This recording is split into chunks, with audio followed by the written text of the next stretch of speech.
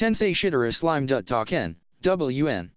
Chapter 21, A New Movement. A New Movement. Bordering the Great Jura Forest, was the Count territory of Falmus Kingdom. On this frontier existed those willing to protect the area. Their main forces consisted of a knight order under the control of the Count. Although the members usually only consist of 100 people, the Count declared a state of emergency. Those who had retired were recalled, and the numbers were now nearly 3 times than the usual, with 284 people. The next largest force here was the adventurers from the Freedom Association. They had taken requests to hunt monsters threatening the land in the vicinity. However, this was not an urgent matter. And, naturally, they finished the request without any difficulties. To serve as lookouts around the Count's territory, mercenaries were hired. Although some were talented, many were still just novices. Thus when the monsters started to move, they all were employed to scout the surroundings. However, in reality, they didn't treat their work seriously. The main cause of which being the fact that Count Nidal Magam had been stingy with money used to employ them. So, who can subdue the monsters if the Free Association didn't take the request? Normally, it was the job of the knights. However, fools. When the knights leave the territory, there is a chance for the cities to be attacked. Who will protect the town? So, the frightened Count did not permit their dispatch. Money was a problem. Moreover, the knights could not move in order to protect the town. Further, complaints came from villages.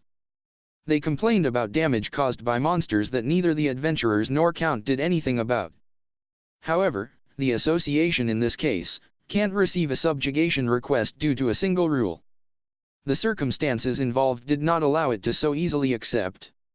After all, if you going to hunt for rank B+ monsters, multiple adventurers of the same rank are needed, at least 3 or more people. Even if 10 adventurers with rank B tried to subdue it, even if they were successful, there would surely be casualties. Furthermore, just because a sighting was confirmed, it didn't mean that the subjugation can be begin immediately. Normally, there was not many rank B+ adventurers stay at the frontier. The problem was that monsters would appear too frequently. Thus, they were unable to effectively move between requests. They'd receive the request, subdue the target, and then come back. The time involved between each step became a problem. To patrol the village, an organization responsible for subjugation was necessary. In response to these circumstances, reluctantly the Count Nidal Magam set up an organization. He called it Frontier Garrison. Its member consisted of 30 people. Moreover, they mostly consisted of criminals charged with trespassing on private property, disorderly behavior, or small-time violent crimes. So, it's actually a facility for small miscreants. A correctional institution. They were servants of the knights, at times, and they served as opponent for the knights' mock battle. Thus, their service was meant to rehabilitate them. They choose a person among them as their captain, or rather, they were forced to choose, and were sent as guards of villages. For Count Nidal Magam, the plan looks appealing because it not only can solve the village's problem.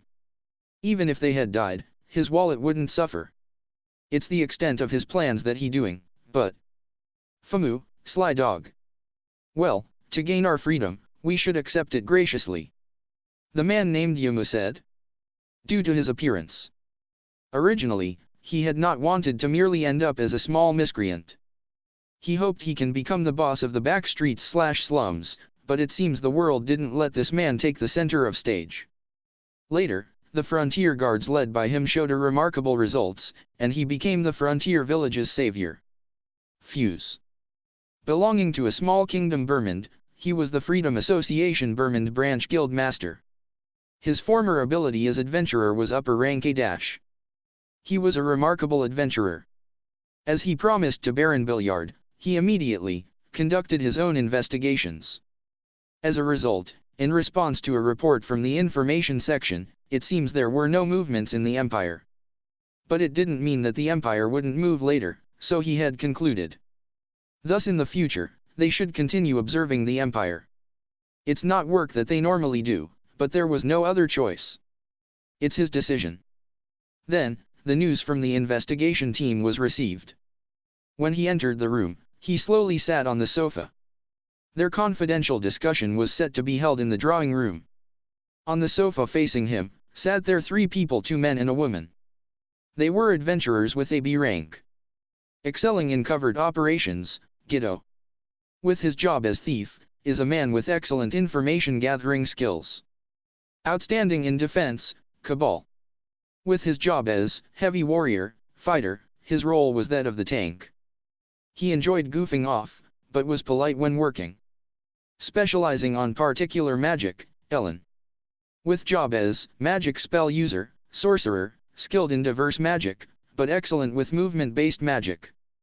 Carefully providing support in order to increase the survival rate of the party. They were all noteworthy individuals. They were the team that was ordered to inspect the cave where Feldera was sealed. His first thought was, please come back safely. To begin with, the proper level of that cave was rank A-. Actually he wanted to do it himself, alone. But, because of his responsibilities as the guild master, he cannot move freely. Meanwhile, the other rank B+ adventurer were not asked to inspect the current situation of Feldera. The reason they were requested was because of their high survival rate and high information gathering capabilities. Rather than during subjugation, if they were sent to collect information while avoiding battle, their abilities surpassed those of other rank B adventurers. However, if something were to happen to them, it would be his fault. It was an obvious violation, since him as the branch chief himself had ordered them. But, it was absolutely necessary for them to check. That is why, the one who most pleased with their return, was Fuse. Let's hear the report. Fuse never showed emotion in discussion or during questioning. He was grateful in his mind, but he didn't express it in words. The trio were familiar with this trait. All I hear is, wasn't it tough? I want to quickly take a bath. It was tough, it was hard to mediate the quarrel between Dana and Neeson, I thought I would be easily trampled to death. That was their typical reaction when reporting their findings. However, their faces were serious. And then they started the report. Battle with monsters in the cave. The Guardian, having deceived the Storm Snake's, Tempest Snake, senses, they removed the seal on the door and entered. Confirmation of the disappearance of Feldera. Inside the door, they investigate for about a week, but could not confirm the presence of any living thing. And, the most curious detail. And, that. After we concluded the investigation on the inside, the Storm Snake was nowhere to be found. That's right. Since I can't use any withdrawal-type magic indoors, I spent many hours planning our escape from the Storm Snake, but it was all pointless. I was just thinking that I'd be able to mix illusion magic and heat manipulation as a decoy. But, no. On a serious note, I worried that although we were able to get here, we won't be able to get out, but, that's what they reported. Heck, what was that thing? That was a monster of rank A-. It was the strongest presence inside the cave. Probably, I would not win on my own against that monster. That was precisely why, the probability of success in this mission was greatly reduced. Fuse thought so. Again, what is happening in the land? At the moment, that was not something to think about. So Fuse concluded. Well, you guys. Have a nice break for 3 days. After that, once again, I want you guys to investigate the forest. This time, it is not necessary to enter the cave. I want you guys to investigate the surroundings thoroughly, and carefully. So, go. I'll go. See you. What? 3 days. Give me more rest, please. Hey. Anyway, I guess it's useless no matter what I say. Although they said those things, Fuse did not care. It was more important to organize the information they brought. Heck, what was happening in that forest? Fuse was deep in thought. When he opened his eyes his mood changed, he glared at the 3 people. What you guys doing? Get out. Saying that, he drove off the trio. Sakaguchi Hinata was bored. Assigned to guard the inside of the palace of the Holy Rubrian Kingdom, she was her private chambers, alone. This world was boring. When she first came to this world, Hinata was still 15 years old. On the day of her first-year high school entrance ceremony, she was on her way home but didn't particularly want to come back. When she passed by the shrine she always stopped by, a strong wind suddenly blew throughout it. The wind forced her eyes shut. Once she opened them, an unfamiliar scenery had spread before her. Hinata rejoiced. Her mother was a religious addict, and now she had been released from it. Her father had long ago disappeared. He lost great sums on horse races, and left them with an enormous debt. Mother fled to religion because she couldn't withstand the beatings from father. After careful planning, Hinata killed her father as to help her mother and receive life insurance money. After a bit more, the insurance money would be paid out. The secret had not been exposed. Thus, her father was treated as a missing person. Thank goodness. Oh well, if you think about it, in this state it seems necessary to commit another murder. To murder the zealot who pushed her mother into religion, and sooner or later, end her own mother. Hinata was calmly analyzing the situation. That's why, she didn't want to stay at home. In this place, there was no need to kill anymore. She thought so. Oi. There's one here. Oh. A young woman. Good job. Before we sell her, how about we have a taste first? While speaking such words, some men had surrounded Hinata. Ah, even in this place, there is a need. The world was full of despair. So she thought. The world was full of ugly people, that kind of world, I shall destroy it. I shall take it. I will surely usurp it all. I am righteous. There are no faults in my calculation. There never have been. That will never change. Suddenly, my vision became clear. My hazy mind cleared and my mind got sharper. In front of my eyes was someone that wanted to steal from me, I'll steal from them instead. Their life. Thus, a slaughter took place. By the hands of a girl, the time she took to kill the 3 men didn't exceed 5 minutes. The physical abilities of the girl who just got her powers, was still not really high. With cold eyes, she evades the opponent's attack with minimal movement. She grabbed the collar of her opponent, and without hesitation gouged out the opponent's eyes. Hooking her finger in his eye socket, she pulled the legs of the groaning man down and slammed his head on the ground as he fell. She pulls out the knife from the fallen man's waist, and stabbed his throat. Now, one person down. The other men were stunned by the situation, and, without waiting for them to put their guards up, she grabbed sand and threw it at them. The sand entered their eyes, causing one man to momentarily go blind. She landed a kick on him. The man fainted. Without a second glance, she went around behind another man, and shoved the knife through his back, into his heart. As intended, it pierced the heart through the gap between the ribs. She pulled out the knife, and gushing blood tainted Hinata. Pleasant warmth of blood. The men, of course, could not comment, being dead. But, there was one who was still alive. Hinata approached the fallen man and squatted down near him.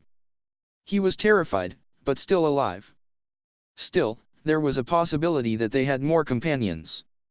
She grabbed his hair and lifted his face up. And used the unique skill usurper. Memory and techniques. All of it was taken from the remaining wreckage of a man. Hinata glanced at him, and stabbed the knife into his neck. Even though she kills, she knew basic mercy. It was her first murder in this world. From the people she killed from then on, she took their knowledge and techniques. Now, with the techniques as the foundation, she became a strong person in this world. From then, 10 years had passed. Other than that, she didn't remember the people she had killed. Good guys, bad guys, Hinata killed them equally. Because everyone were equal in front of God. Ridiculously, over here she can kill all of them. So, over here, she was no longer a normal girl. Completely remembering the murder. Leader of the Imperial Guards under the Pope's direct command, she was a beautiful woman that holds the title of Holy Knights Leader.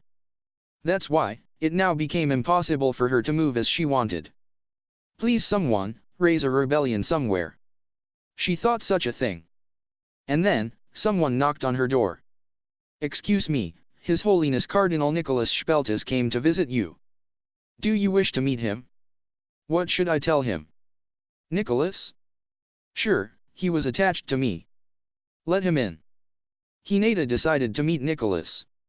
She was going to kill some time with her faithful dog. Hopefully this will kill some time. With a smile of a saint, so she hoped. Author note. The purpose of adventurers Remura meet at the cave was investigation. Unique skill usurper and mathematician. Its abilities is very similar with the protagonist's skill. If you find any errors, broken links, non-standard content, etc., please let us know so we can fix it as soon as possible.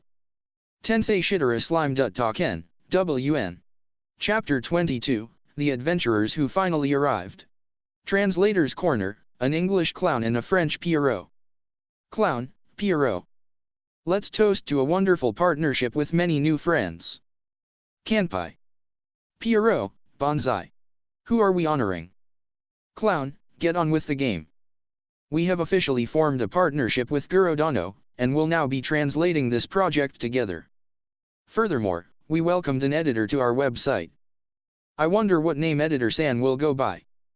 Pierrot, wouldn't it be by Editor-san's WordPress name? Clown, I wouldn't know, I can't read minds. Pierrot, or Red, in general. Clown, how rude, who is the key figure in this project? Pierrot, I am. Clown. You're making me cry. Pierrot, that's just a water pump that you use during your act. Clown, no. It's magic. Clowns are magical. Pierrot, and underpaid. Clown, I'm leaving. Runs off sobbing. Pierrot, well, then. I'll be telling today's joke. So a woman decided to have her portrait painted. She told the artist, paint me with diamond rings, a diamond necklace, emerald bracelets, a ruby brooch, and gold Rolex. But you are not wearing any of those things, he replied. I know, she said. It's in case I should die before my husband. I'm sure he will remarry right away, and I want his new wife to go crazy looking for the jewelry. Empowerment Arc. Chapter 22, The Adventurers Who Finally Arrived. There were adventurers preparing to investigate the forest. They were B-rank adventurers Cabal, Ellen, and Giddo. With monster activity worsening, even the merchants have avoided entering. With protection fees rising, the trip would no longer be profitable. Thus, to cross the forest, one would have to proceed on foot. And in the first place, as no carriage could approach the Cave of the Seal, any trip would inevitably continue on foot. When they had finished some preparation and were about to set off, a single person called out to them. Pardon me. If you are heading towards the forest, could I not perhaps accompany you halfway? Was the voice feminine? Masculine? Young? Old? That you couldn't figure out. Nor could you see the person's expression. For some reason, that person wore a mask. An expressionless, but beautiful, mask. The stranger emitted a suspicious aura, but should be fine. Hey. You. Before the leader, I gave permission, seriously, what the hell? Really, well, now that Nasan gave her okay, there's no use arguing, is there? The three accepted the stranger without a second thought. I am grateful. After saying those three words, the suspicious stranger silently followed the trio. Thus, Cabal's group of three obtained a new companion, and set off on their investigation. Tontenkan. Tontenkan. Kaon. Kaon. Dawn, asterisk. The forest was filled with the sound of cutting wood and blacksmith's hammer. The foundation of a new city is being laid, and new houses are being built. At first, to lay the plumbing, they had avoided building any houses, and it was but empty land. For the waterway, they redirected the water from the river. It's under construction, but they plan on constructing a building for water pipe control. There, the water will be purified and distributed to every household. As for drainage, it will be directed into an underground sewage. As it is made from wood, we decided to preserve it by hardening it in cement. And, leading away from the city, it will end at a facility where it will be reprocessed into manure.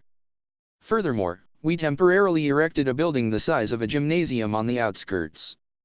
It serves as temporary lodging and as such, it's not made to last.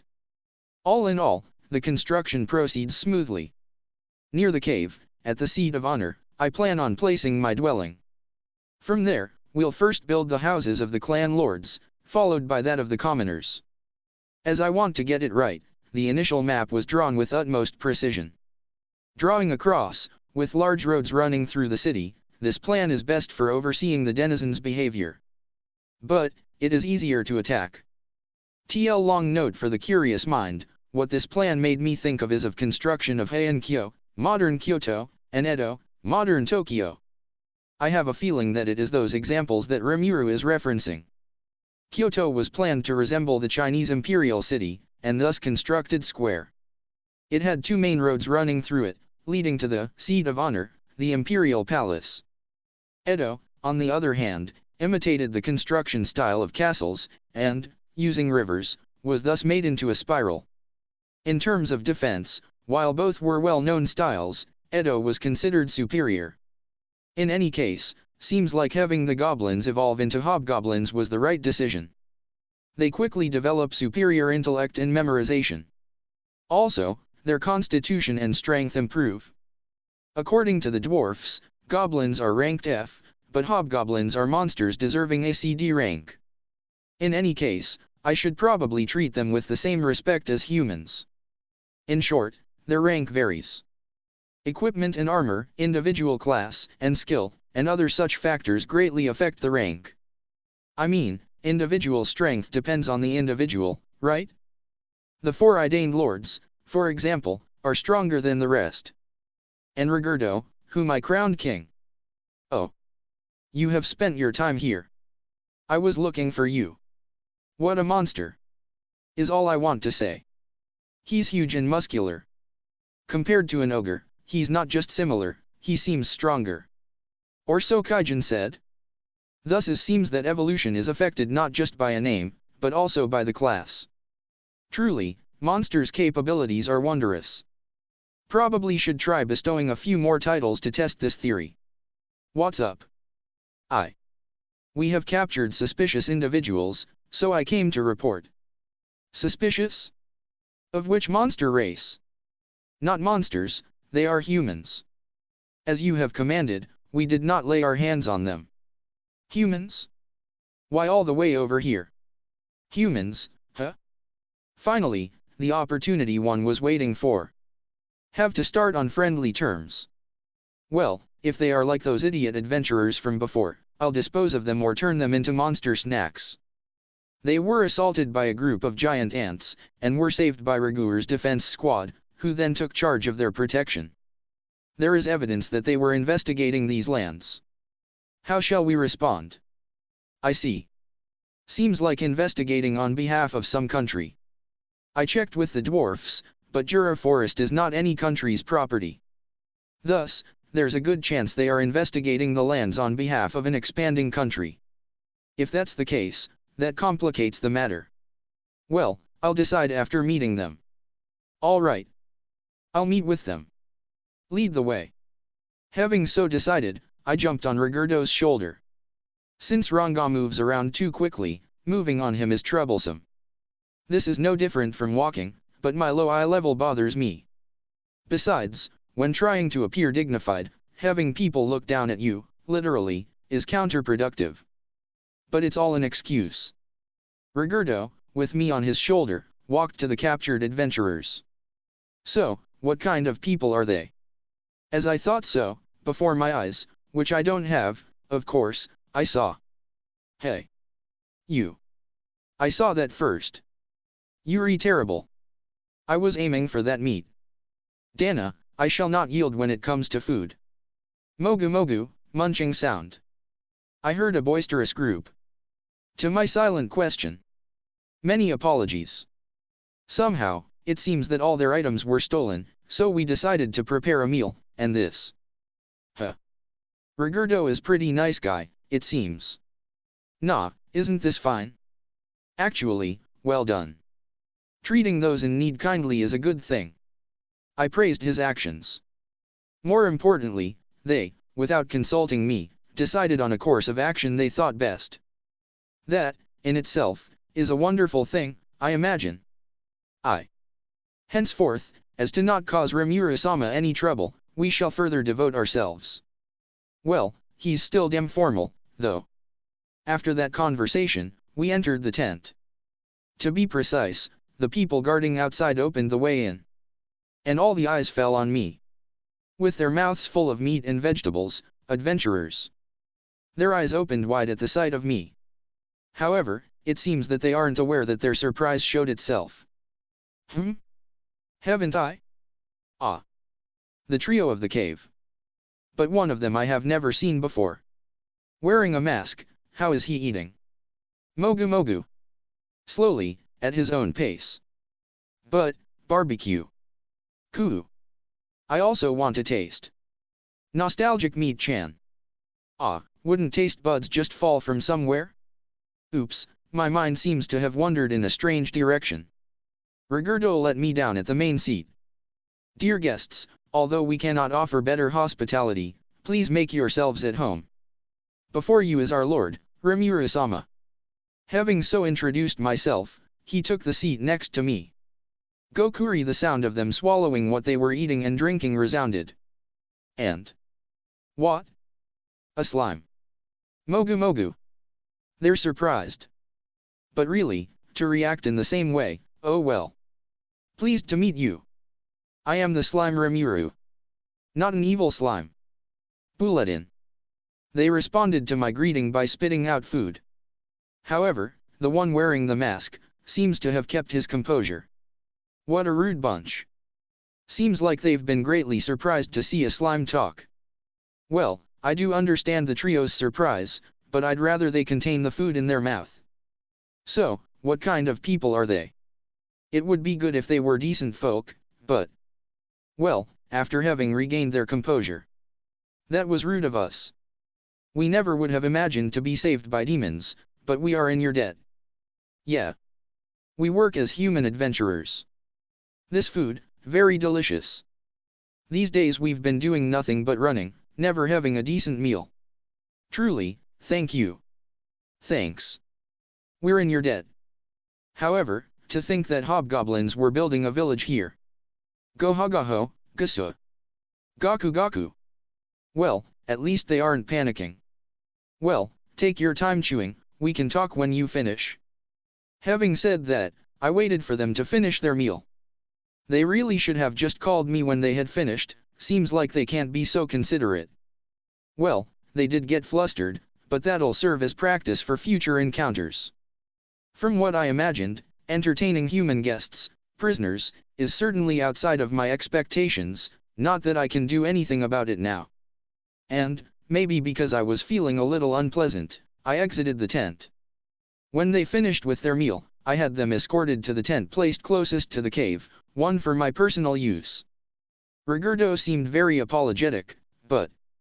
Well, don't sweat it. Just learn for future reference. So I comforted him. The goblins are growing. Can't expect everything to be perfect from the start. Having entered my tent, I felt at ease. Rigurdo had his goblin subordinates bring us tea. Seems much better compared to what they brought out before, but, unfortunately, I can't taste it. To see improvement even here, how amusing. This is clearly a sign that they are evolving as a cultured race. Now, time was spent on this and that. We apologize for earlier rudeness. While saying so, the four enter. It's a simple tent, so feels narrow. At the same time as the goblinas that showed them in leave, another set comes to bring them tea. See? I don't know when, but they've improved greatly in this respect. When night comes, while drinking with the dwarfs, I do know that they discuss their lives and cultures. Well, then. Once again. Pleased to meet you. The lord of this place, I am called Rimuru. For what reason have you come to these lands? That question would fall within their prediction. After all, they had plenty of time to discuss what answers they'll give. The pleasure is mine. I am Cabal. For now, I am this party's leader. This is Ellen, and this is Giddo. Would you understand if I told you? We are B-rank adventurers. Pleased to meet you, I am Ellen. Yo. Giddo's the name. Pleased to make your acquaintance. As I thought, these three are a party, huh? At a B rank they are moderately strong, but the cave would be impossible. Now then, the other one is? An, this one has joined us temporarily for the journey, named Shizu-san. Call me Shizu. A voice that wouldn't show whether the speaker was a man, a woman, an elder, or a child. But, I can tell gender apart with ease. For me, who can tell goblin sexes apart, this is a piece of cake. It's a girl. Furthermore, if I am not mistaken, isn't she Japanese? That's the feeling that I get. The way she sips her tea, and the way she sits. Since I don't know much about this world, I can't be certain, but surely that sitting posture is rare, right? Currently, the other three are sitting normally. Sitting on the wolf pelts, the males have crossed their feet. The girl named Ellen also relaxed, and reclines horizontally. If I think about it, aren't these guys letting their guard down a bit too much? Isn't there a sense of danger in this world? But enough of pointless chatter. Need to get down to business. How polite. And I'll summarize the conversation. I heard their story. These guys, without any restraint, they spilled the whole story. So, on the orders from their guild master, they needed to come to the forest and investigate if any suspicious happenings were, well, happening. In any case, he says to search for anything suspicious, but what should we call suspicious and what normal, huh? Right. Should have asked him to explain in more details. There's a limit to how much we can investigate, you know. Thus they began badmouthing their guild master. These guys are hopeless. I feel like I understand their poor guild master. And when they had thought they found something fishy, a hole in a boulder, they drew their swords. It was a nest of giant ants. To say the least, they were surprised. I really want to ask why they drew their swords then. I really want to ask. But it's surprising they've lived this long. And from there, for 3 days, they desperately ran, having abandoned all their things. If I had to say something it'd be, well done, but I'll refrain. Wouldn't the most suspicious things be found around here? Like, in the cave? I asked. No. There's nothing in there. Did you know? They said that a storm dragon was sealed in there. But, without showering once, we searched that place for 2 weeks without finding anything. Wah, idiot. That's not something you should be talking about right now. You see? The one who spilled it is you, Nei-san. Not my problem. Ellen suddenly says, causing the men to panic. Well, we had passed each at that time, so I knew. Oh, and it seems that bath culture exists here. I'm planning on building a bathhouse in this city, as well. That aside. You say you investigated that cave, but for what reason? Doesn't seem like they came for treasure, in any case. While shaking his head, and with a sigh. Since we mentioned it, we have no choice. The thing is, as Ellen mentioned, the black dragon's presence suddenly vanished, and... I see. I couldn't have known, but Feldera's disappearance caused quite an uproar among the humans. He was supposed to have been sealed, but his disappearance causing such chaos. What to say, he was an amazing dragon. He liked to talk, a great guy all around. However, isn't his influence too great? To have sent someone to investigate. Building a city this close to the cave, was that a mistake? To say nothing of the fact that the cave's previously abundant magical energy had decreased. An unusual phenomenon we couldn't understand. Right now, its magic levels are average, and is no more than a normal cave. Well, it's filled with strong monsters, so it's best not to enter it.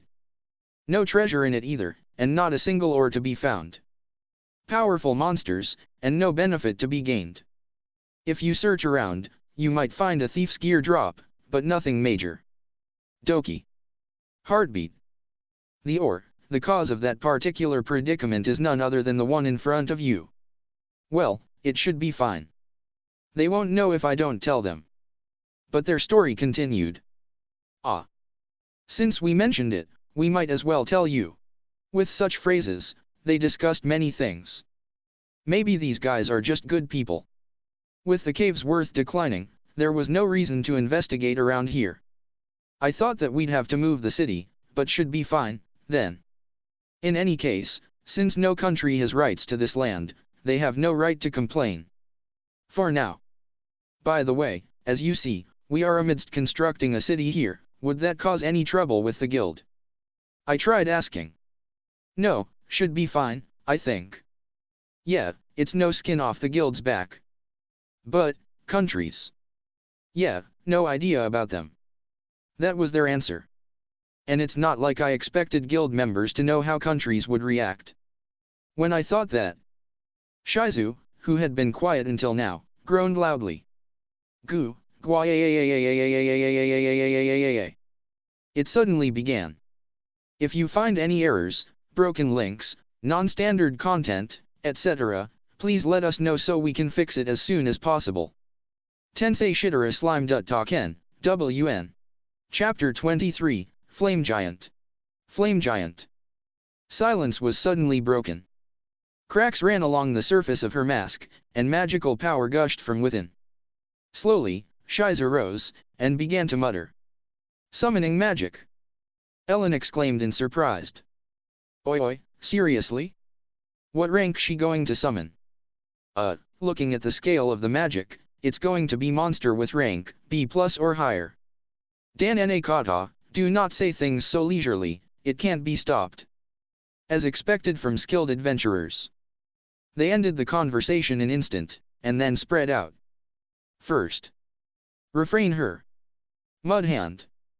Uoria. Heavy collision, knockdown. Ellen makes rope to tie her, while Cabal launches a technique with his body. Guido was an equally important member, he immediately assumed guard. Famu. Although they are only rank B, their teamwork is first class. There is no wasted movement. But. Hey! Explode. Shizu swung her finger, pointing first down and then up. And then, a small-scale explosion centered on Shizu occurred. Shredding my tent to pieces. The tent aside, are any of the three injured by that explosion?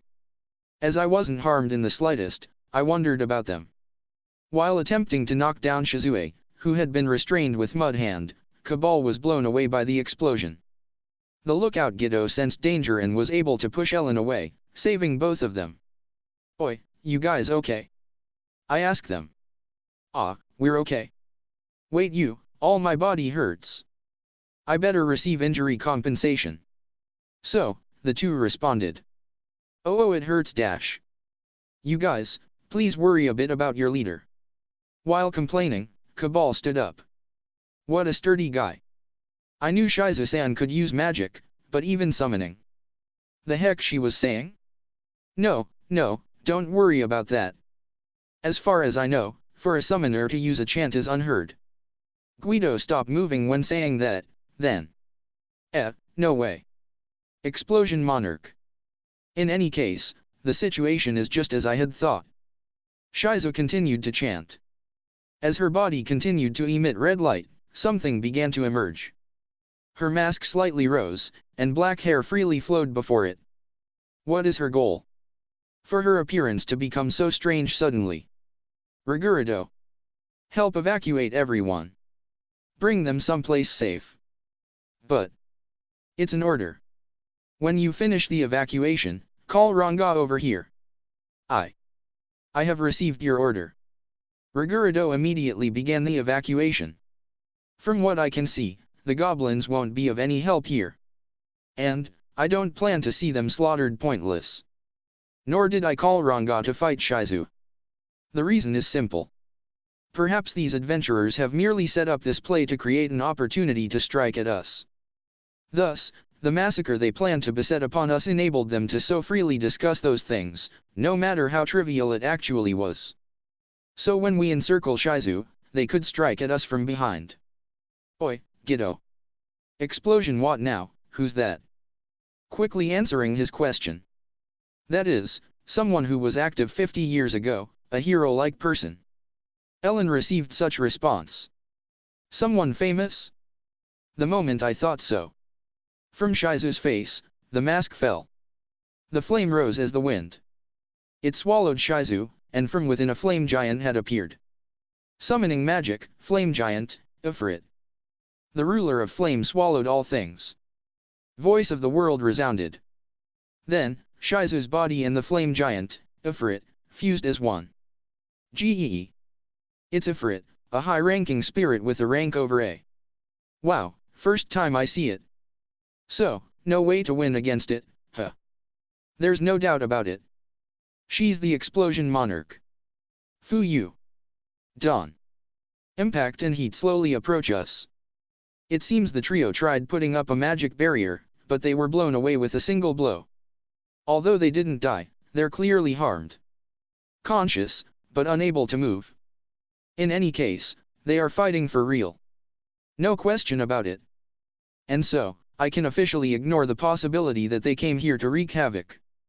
But, wow, that skill has considerable power. Releasing bottomless magical power, with the flame giant, Shizu, in the center, a scorching wind surrounded her with a diameter of 30 meters. This fellow, if I don't fight, I'm a gunner. However, there was something strange. Even in this situation, I did not feel any fear. Did becoming a monster cause such a change? I did feel fear of Verudora and the Black Snake, maybe I'm just using them as a comparison. Oi. What's your objective? Fu Yu. Katsu. Shock. Unlike the previous explosion, she radiated a heat wave this time. However, I had already moved from that spot. With my perception speed, even if something moves at the speed of sound, I could evade it. Rather than the previous explosion, the heat wave came toward as radiation. However, I already avoid the wave. On a side note, I'm glad we haven't built the city yet. Those were my sincere thoughts. Moreover, with all the trees cut down, we fought in an open area. Had we been inside a forest, it would have caught on fire, causing me much trouble. However, don't get carried away. Bishun. I take aim at the abdomen, and shot water blade. But the attack, just before reaching the flame giant, Shizu, evaporated. A maelstrom of flames surrounded the flame giant, Shizu, protecting it. Mumu, so it seems water blade cannot pass through it. Would firing at full power be a good idea? So I thought, but then I imaged a steam explosion. Yeah, that won't be fun. Guess I have to resort to this. At that moment, Ranga had arrived. You called? My lord. For now, I ordered Ranga to retrieve the three. Then. Good, quick retreat to a safe place. I'll defeat it. Although he nearly rejected that order. I will do as my lord said, I wish for your fortune in battle. With those words, he left while holding the three people in his mouth. Now I can fight without reserve. The flames rage around her. Using my perception ability, I accurately grasp the distribution of heat within it.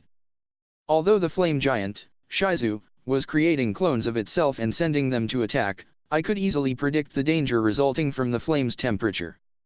Against me, that attack will never land. But at the same time, my attack will have no effect. What a troublesome flame that is.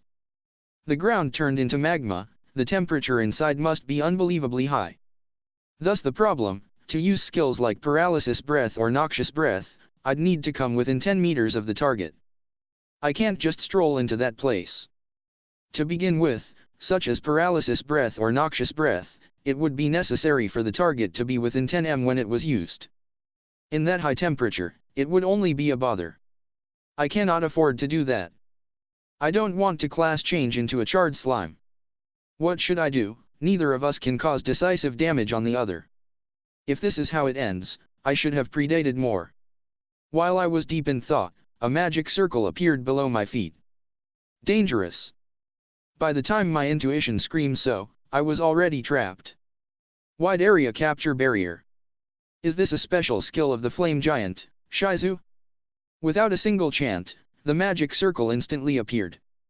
With a range of 100 meters, my body will soon turn into vapor, gas, and be consumed by the scorching heat of the flame. It's the strongest fire range attack. Flare circle. She said, with voice neither feminine nor masculine, young, nor old. There was no escape. I was prepared for death. I was sure I hadn't let my guard down, but I feel like I could have done something. Maybe depending on everybody without trying to look cool. Or mimicking the black wolf, using its speed, and piercing through the heat. Not wait for it to move first, not do something stupid, try to hit it with black lightning, should have tried any one of these. Etc. However, although my perception speed should be 1000 times the norm, I just don't sense the damage. Well, maybe dying without pain is a good thing. But seriously, isn't this too slow? S&M play? Strange. I'm sure I was engulfed by the fire. Solution. Due to heat fluctuation resistance X, the fire attack has been nullified. Somehow, I had forgotten about heat fluctuation resistance X. Is what I felt. Don't reply to every one of my thoughts. Stupid. To such abuse, I could feel it respond with a. Though I'm surely just imaging it. There's no way Great Sage has developed its ego. Ha ha ha. Definitely just my imagination. So no problem. Well, now. Oi, it disables fire attacks. What? Did somebody set the mode to super easy? Is everything going according to plan? I'm doomed. I cried, but soon the tables turned. Just as the theory teaches. In any case, I can now end this fight quickly. Now, what should I do? I proceed to secretly entangle the flame giant, Shizu, with sticky steel thread. In just a bit, it'll be my win. I made sticky steel thread, a combination of the sticky and steel thread, which I created from days of diligent practice. Additionally, my resistance seems to be indefinitely active. In other words, I'm not taking damage. Checkmate. Impossible. For the first time, signs of fear revealed themselves in her voice. I underestimated you, but you too underestimated me. This I'll forgive, as we are both at fault. So, you're free to resent me. Is it my turn next? Kustu. The flame giant, Shizu, tried to make her escape. However, I had predicted that action. There is no escape from my sticky steel thread. Thus, I slowly walked to her. To deliver the finish blow. On the Ifrit. Who had probably possessed Shizu and manipulated her body. And without panicking. Unable to run away nor even struggle, such a pitiful creature I approach. And then. The answer, of course, is yes. The dazzling light wraps around us. And then suddenly disappears. The remaining actors, me and an old woman. If you find any errors, broken links, non-standard content, etc., please let us know so we can fix it as soon as possible. Tensei Shitara Slime Taken, WN. Chapter 24, Reminiscence Funeral March. Sorry for the delay. Translator's Corner, cast an English clown and a French Pierrot. Clown, wow, that was fun chapter to read. I'm really enjoying the story so far. Pierrot, the one about the flame giant or this one? Clown, both. Oh. Pierrot, oh my god, did you just input an emoji? Clown, yep. Cause we still don't have an image dedicated to how we look. Pierrot, right. Clown, oh, on a side note, our editor goes by the name Ancient Kaiser, AK for short. And I think we'll be cooperating with Wuxia-sama as well from now on. Pierrot, good. I'll finally see the end of your bad grammar. Clown, why are you always so mean to me? Pierrot, you know what they say. Clown, what? Pierrot, never mind. Clown, fine. Be that way. I'll just proceed straight to today's joke, then. Here we go. Mama, there's a man at the door, said little Johnny. He says he's collecting for senior citizens. Do you think we should hide Grandpa? Empowerment Arc. Chapter 24, Reminiscence Funeral March. Fire pouring from the sky like rain, that's the first scene I remember. My mother's hand, that I held so dearly, seemed far too light. I was afraid to look above it. The napalm bursting in the air turns my surroundings into a sea of flames. Should I run someplace? Everything is covered in fire. Izawa Shizue was slowly drowning in despair. And then, she felt she was bathed in strong light. Ah, so this is where I die. She was just a young girl, but that much she could understand. She was 4 at the time. With no relatives, she lived alone with her mother. Her father was drafted, and his face she could not recall. She felt neither blessed nor unfortunate. That being the norm, she could do naught but accept. Do you wish to live? If you desire life, answer my call. A voice resounded in her head. Do I want to live? Why? I don't understand. She was too young to answer such a question. However, looking at her mother who was reduced to nothing but a hand. I want to live. She screamed. Acknowledged. Answering the summoner's request, success. I want to live without having to fear the fire. Acknowledged. Acquiring extra skill fire manipulation, success. The next time I opened my eyes I was in a demon's lair. The one in front of me was a beautiful demon lord. Long golden hair, blue eyes. A well-ordered face, almond-shaped eyes. And skin so pale it's almost transparent. So beautiful that it wouldn't be strange to mistake him for a woman. Leon Cromwell. He is whom the humans call the Demon Lord. Also known as the Blonde Devil. Ah, failed again. He so muttered, losing interest in her. However, he did not kill the girl whose body was covered in burns. She did not matter to him. And the girl found that fact vexing. Even now she sometimes recalls that beautiful face. And the arrogant eyes, devoid of interest. But at the time, she could only survive by clinging to him. In the end, she was saved by the Demon Lord's whim. Wait a second. She reached out to him. Maybe he, beautiful like an angel, would heal my pain. So she thought, but thought it was just trash, but this thing is suitable with fire, huh. With those words, he called forth the flame giant Ifrit. With no incantation, as if he were breathing. And the summoned Ifrit obeyed without question. I bestow upon you flesh. Use it. Those words, to the girl, became undeniable proof dashing her hopes. And thus, the pain she felt turned into hatred. As this curse, trauma, engraved itself upon her heart. However, it can also be said that this possession enabled her to keep her life. Since then, how much time had passed? As a flame demon, she ruled over one of the Demon Lord's castle. By his side, as a high demon. Gotsen Gotsen Gotsen. The footsteps reverberated through the castle halls. The Demon Lord had already ran away. Abandoning this castle. The girl was the rear guard. A sacrificial piece. The Demon Lord had treated her as a tool until the very end.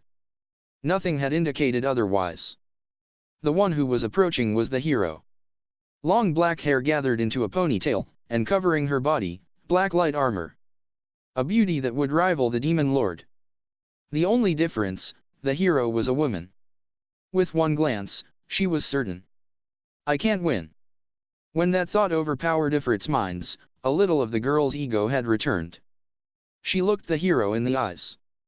He. Help me. Words that one easily ignored. Who'd trust the words of a demon? However, it'll be fine from now on. Good job enduring this far. And from then on she was cared by the hero. The anti-demon mask she wore restrained Ifrit and hid her burns. Her whole body she covered with a robe, and thus she followed the hero. And one day, she came to be called the Explosion Monarch. Then one day the hero left on a journey. Her reason she did not understand. It was probably a reason the hero could not ignore. The girl as well planned similar action. That one day she'd set off on a journey. To kill the Demon Lord. Who had saved her life, and then threw her away. That is, killing the Demon Lord Leon Cromwell became her life's goal. Therefore, the girl hardly found the hero's actions reproachable. But there was one regret left, she had never seen the hero's smile. Since then, the girl became famous for her heroic deeds. Sometimes called one of the founders of the Freedom Association, she had worked for the expansion and benefit of the Adventurer Cooperation Union. She also took part training adventurers and her successors. At one time, she had taught excellent pupils. With a sincere, pure gaze, a boy. Kagura Zakayuki. With a depressed gaze a girl. Sakaguchi Hinata.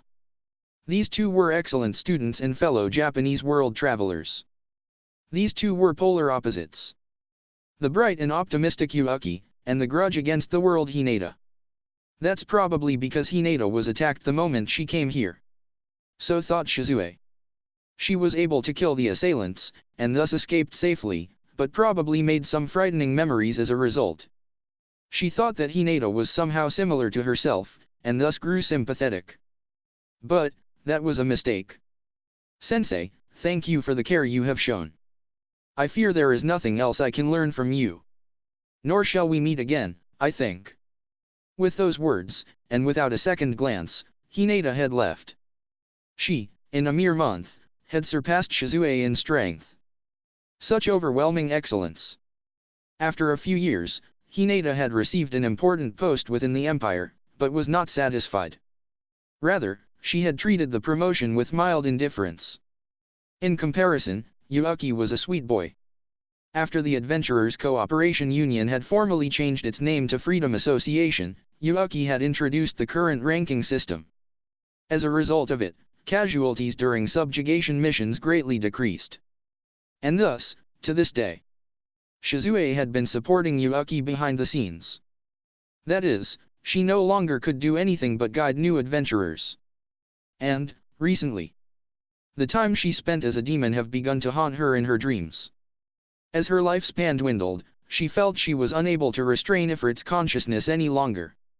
However, the anti-demon mask has yet to fail her. So she told herself, I don't have long to live. So, let's at least shoot an arrow at the demon lord. Thus, she decided to set off. Which she reported to Yuuki. Without a word, he acknowledged her resolve. Perhaps he had wanted to stop her, but at the time, a message came from the Pharma's Kingdoms Guild. Feldera's disappearance confirmed. Will continue investigation. Was it perhaps some divine guidance? In any case, they needed help to break into the forest. Someone needed to slip in with the trio. Their specialties she had heard from Yuuki. And as she had heard, they were a cheerful bunch. She was glad to have met such good companions on her last journey. A strange city. Saved by monsters, they were brought there. Well, it wasn't really a city, though, lacking a single building, everyone lived in tents. Clearly a temporary measure. Even so, it was full of life and monsters, happily worked there. A bizarre city. It was unthinkable, in the first place, to be saved by monsters. Had she used her flame power she could have easily burned away the giant ants, but, she felt that she shouldn't. That is, each time she used her powers, Ifrit's consciousness would strengthen. Her negligence could lead to her powers running wild. Thus, she met a strange monster, with the attitude of a king, arrogantly carrying itself. Amusing. Although the monster could speak, the words uttered were, although I am a slime, I am not an evil slime, and such. A line that no one would ever believe. The fun times abruptly ended. I still haven't achieved my goal. At the moment her life force seemed to have finally ran out, Ifrit took over her consciousness. Again. I'll cause problems for. As if sneering at her thoughts and hopes, the demon had manifested. And she lost her consciousness. I tried to check on the woman's condition. Chances are, no matter how long I wait, she will probably not awaken. However, as a compatriot of mine, I want to see her through to the end. Those were my thoughts. The three injured adventurers were in high spirits. I won't be paying your hospital bills. I wanted to shout, but what is this? The burns have completely disappeared, and my skin feels smooth and shiny. Awesome, with those injuries, I thought we'd be bedridden for weeks. Well, I'll be, these guys have some amazing medicine. They seem to have healed without issue. However, but, with this, we won't be getting any injury compensation, will we? Yeah. No one will believe us. Yup, but I'd take this over being left with injuries. Suddenly they had started to discuss their financial worries. They can't read the mood at all. Let's tell them to come hang out here sometime. What should we report to the guild master? But instead, they were the ones who asked. I happily left a message for them to deliver. I admire adventurers. But, since I probably won't be able to avoid a background check, registering with the guild may prove hard for a monster. Thus, to repay his debt, Cabal will mention the name Rimuru to the guild master upon their return. Really, what a great guy. Being pleased with them, I decided to give them some parting gifts. Spider robe. Scale mail. Hard leather armor. I handed to them those goods along with 10 pieces of the restoration medicine. Wah! What's with this robe? So light, but sturdy. Actually, very sturdy. Whoa. The famous scale mail. Wait, isn't this Master Garm's product? I'll make it my family heirloom. Is this fine? This is clearly wasted on someone like me. And to have used the skin of fang wolves. What to say, a noisier reaction than expect.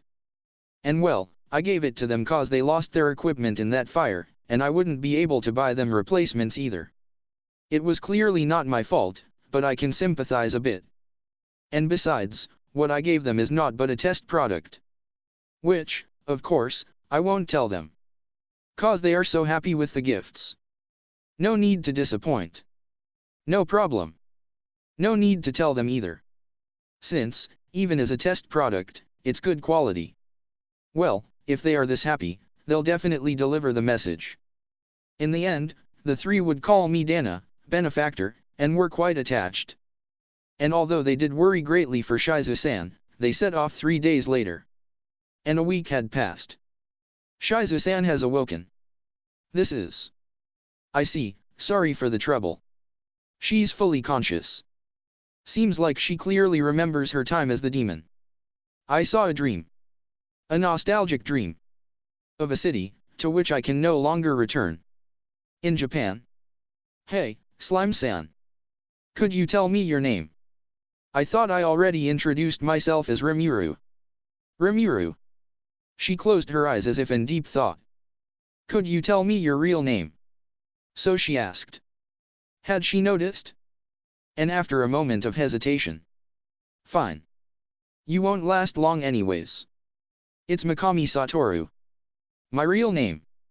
Didn't think I'd ever say it again. As I thought, you're Japanese, huh? I wondered if that was the case. That air you carry, you know. Silence. And then. I also asked this of my disciples. What do you think became of that beautiful city?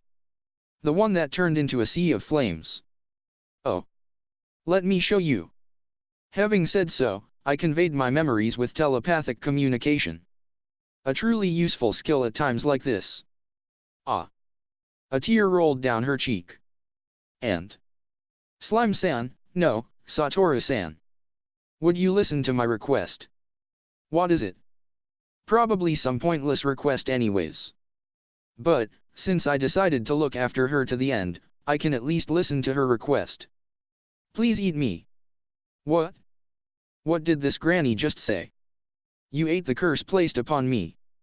It made me so happy. Well, I did want to beat the guy who cursed me senseless, but... in any case, it would have been impossible for me. My last request. Could you put me to rest within yourself? You know, I hated to be in this world. But, I couldn't bring myself to hate this world, just like that guy. There's a chance I someday meet that guy again. So, I don't want to be reborn in this world. Please. I beg you, eat me. Humph. What a request. It's far too simple for me. For me to become her seal. For me, to succeed her hatred. Am I unsure? To put her heart at ease, and to send her off peacefully. I made my decision. Fine. I'll carry out your vengeance. What is his name? She opened her eyes wide to my question, revealing the burn marks, and with tears flowing down. Leon Cromwell. The strongest demon lord. As if in a prayer, she looks me in the eyes. I swear.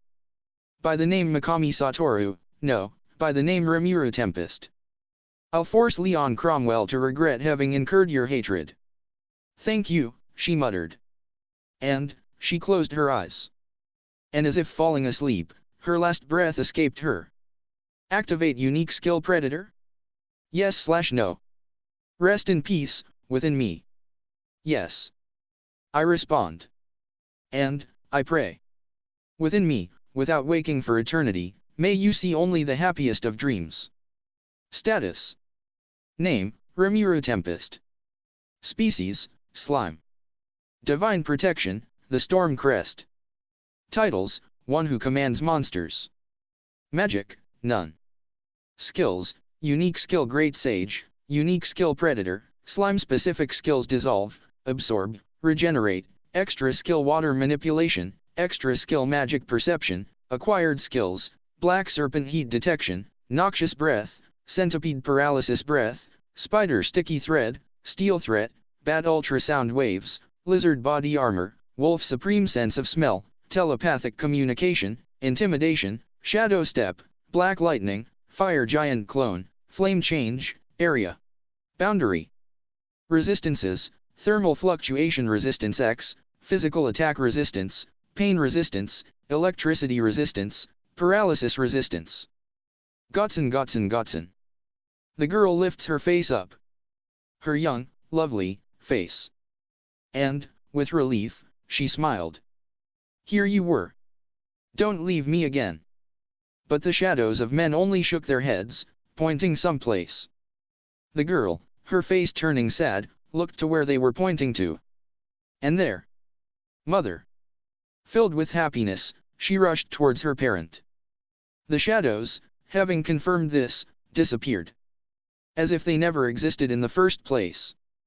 Perhaps, they were but phantoms created by the girl herself. And so, the girl reunited with her mother. Her long journey had now come to an end. Translator's Corner. Clown, I'm crying you know. AK, so am I. Clown-sama wipes away tears and hands back his handkerchief. If you find any errors, broken links, non-standard content, etc., please let us know so we can fix it as soon as possible. Tensei Shitara Slime Taken, WN. Chapter 25, Human Transformation. Human Transformation. Shizu-san said. She passed me her life's only goal.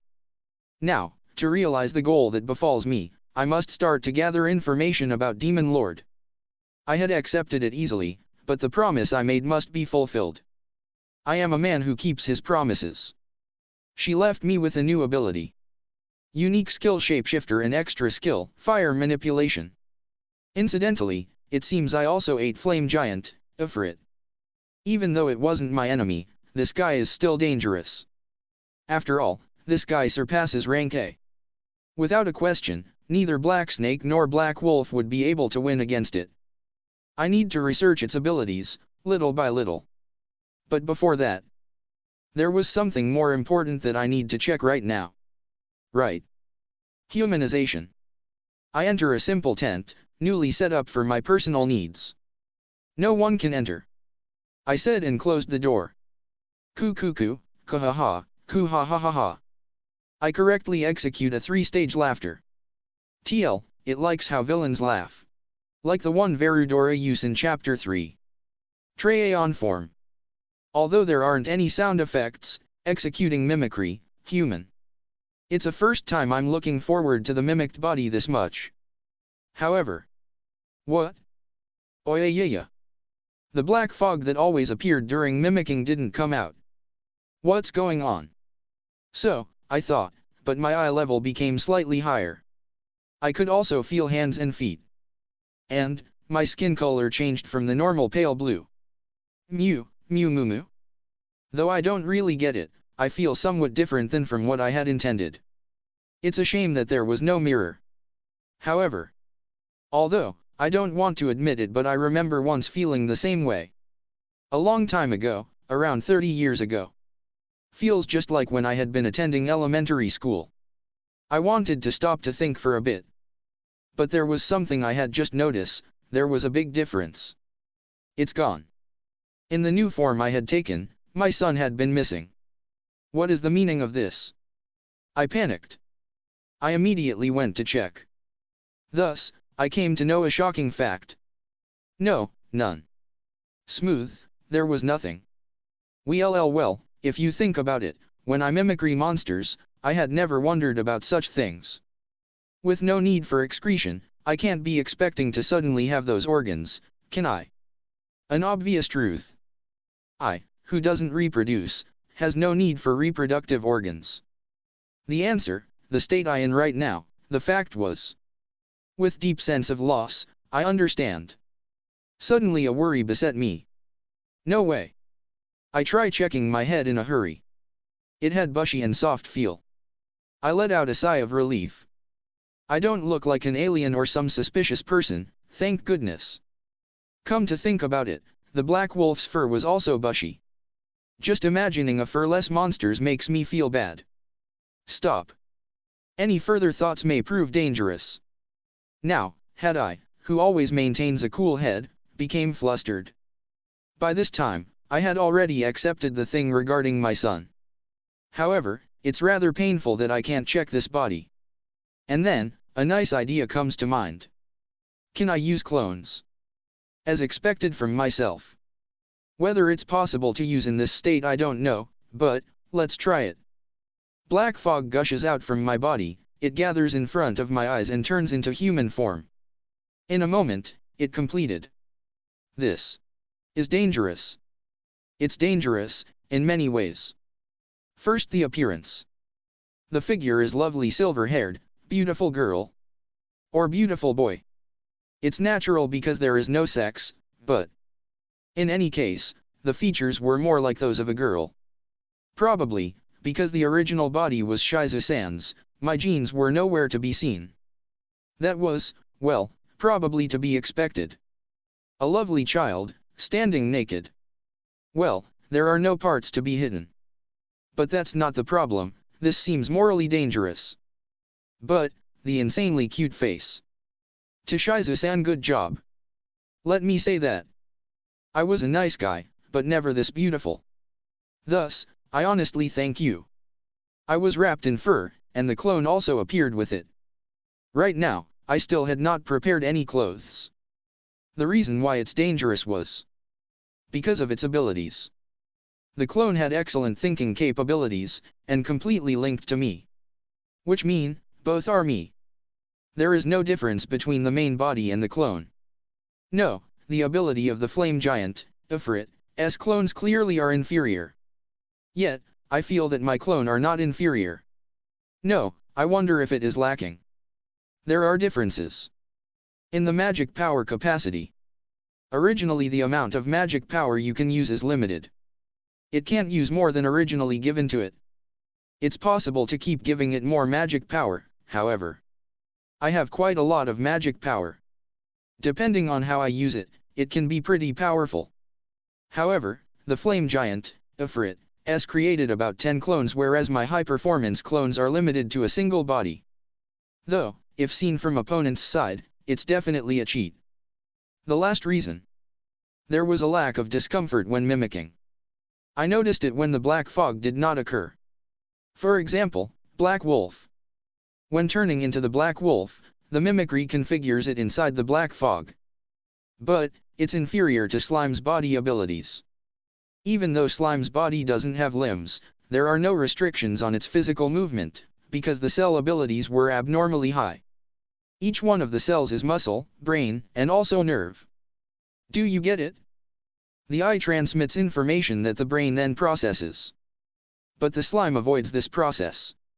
With great sage correction, my perception speed are 1000 times the norm. Thus my reaction speed is far about the ordinary person. However, the body created inside the black fog has some lag time for the thoughts to reach the brain equals actual brain. Perhaps the drop in quality of the clone was caused by this.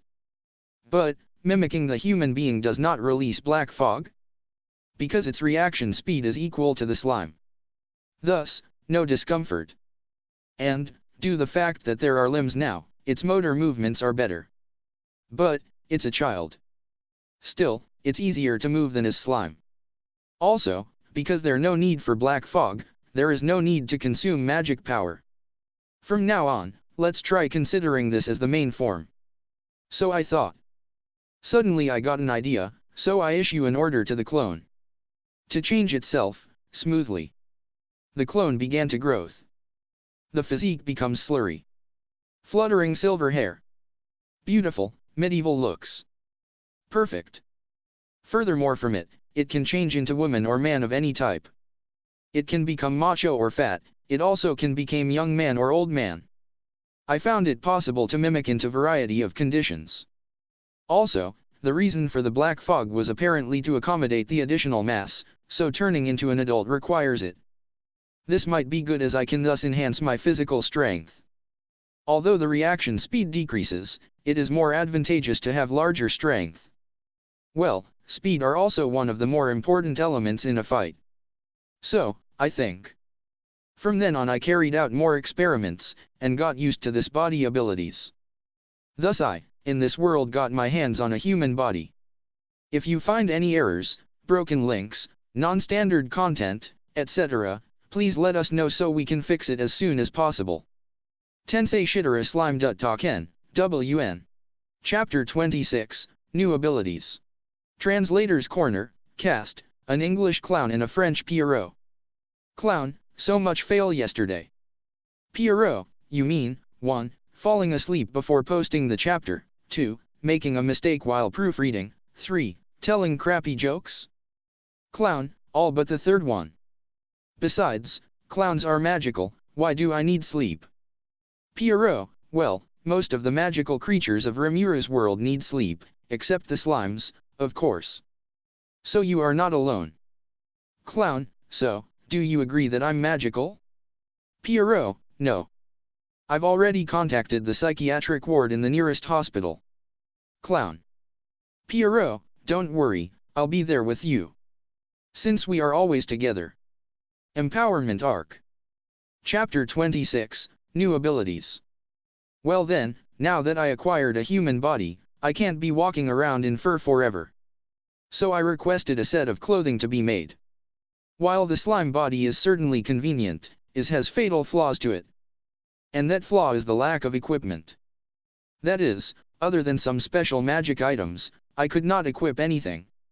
It's not like I feel cold or anything, but I want some extra defense. Equipment that could protect me from at least one hit. Besides, the dwarfs have made many articles with the materials the goblins have hunted. First and foremost, I'll have a set of kids' clothing prepared. Thus, I went to the dwarfs. Or more precisely, to the tailoring log cabin which was recently finished, apparently. The eldest dwarf Garm was busy ordering the girls, goblinas, and overseeing production. Yo. Garm-kun. There's some clothing I want you to make me. Dana. What are you saying? How are you planning on wearing it? You can't use equipment, can't you? Phew phew phew. Fuhaha, hey ah ha ha ha ha. Don't look down on me. You thought it was the can't wear anything, me, huh? Well, not anymore. Hey hey hey hey hey hey hey. Wah, what? Dana's body is growing, not a kid, huh?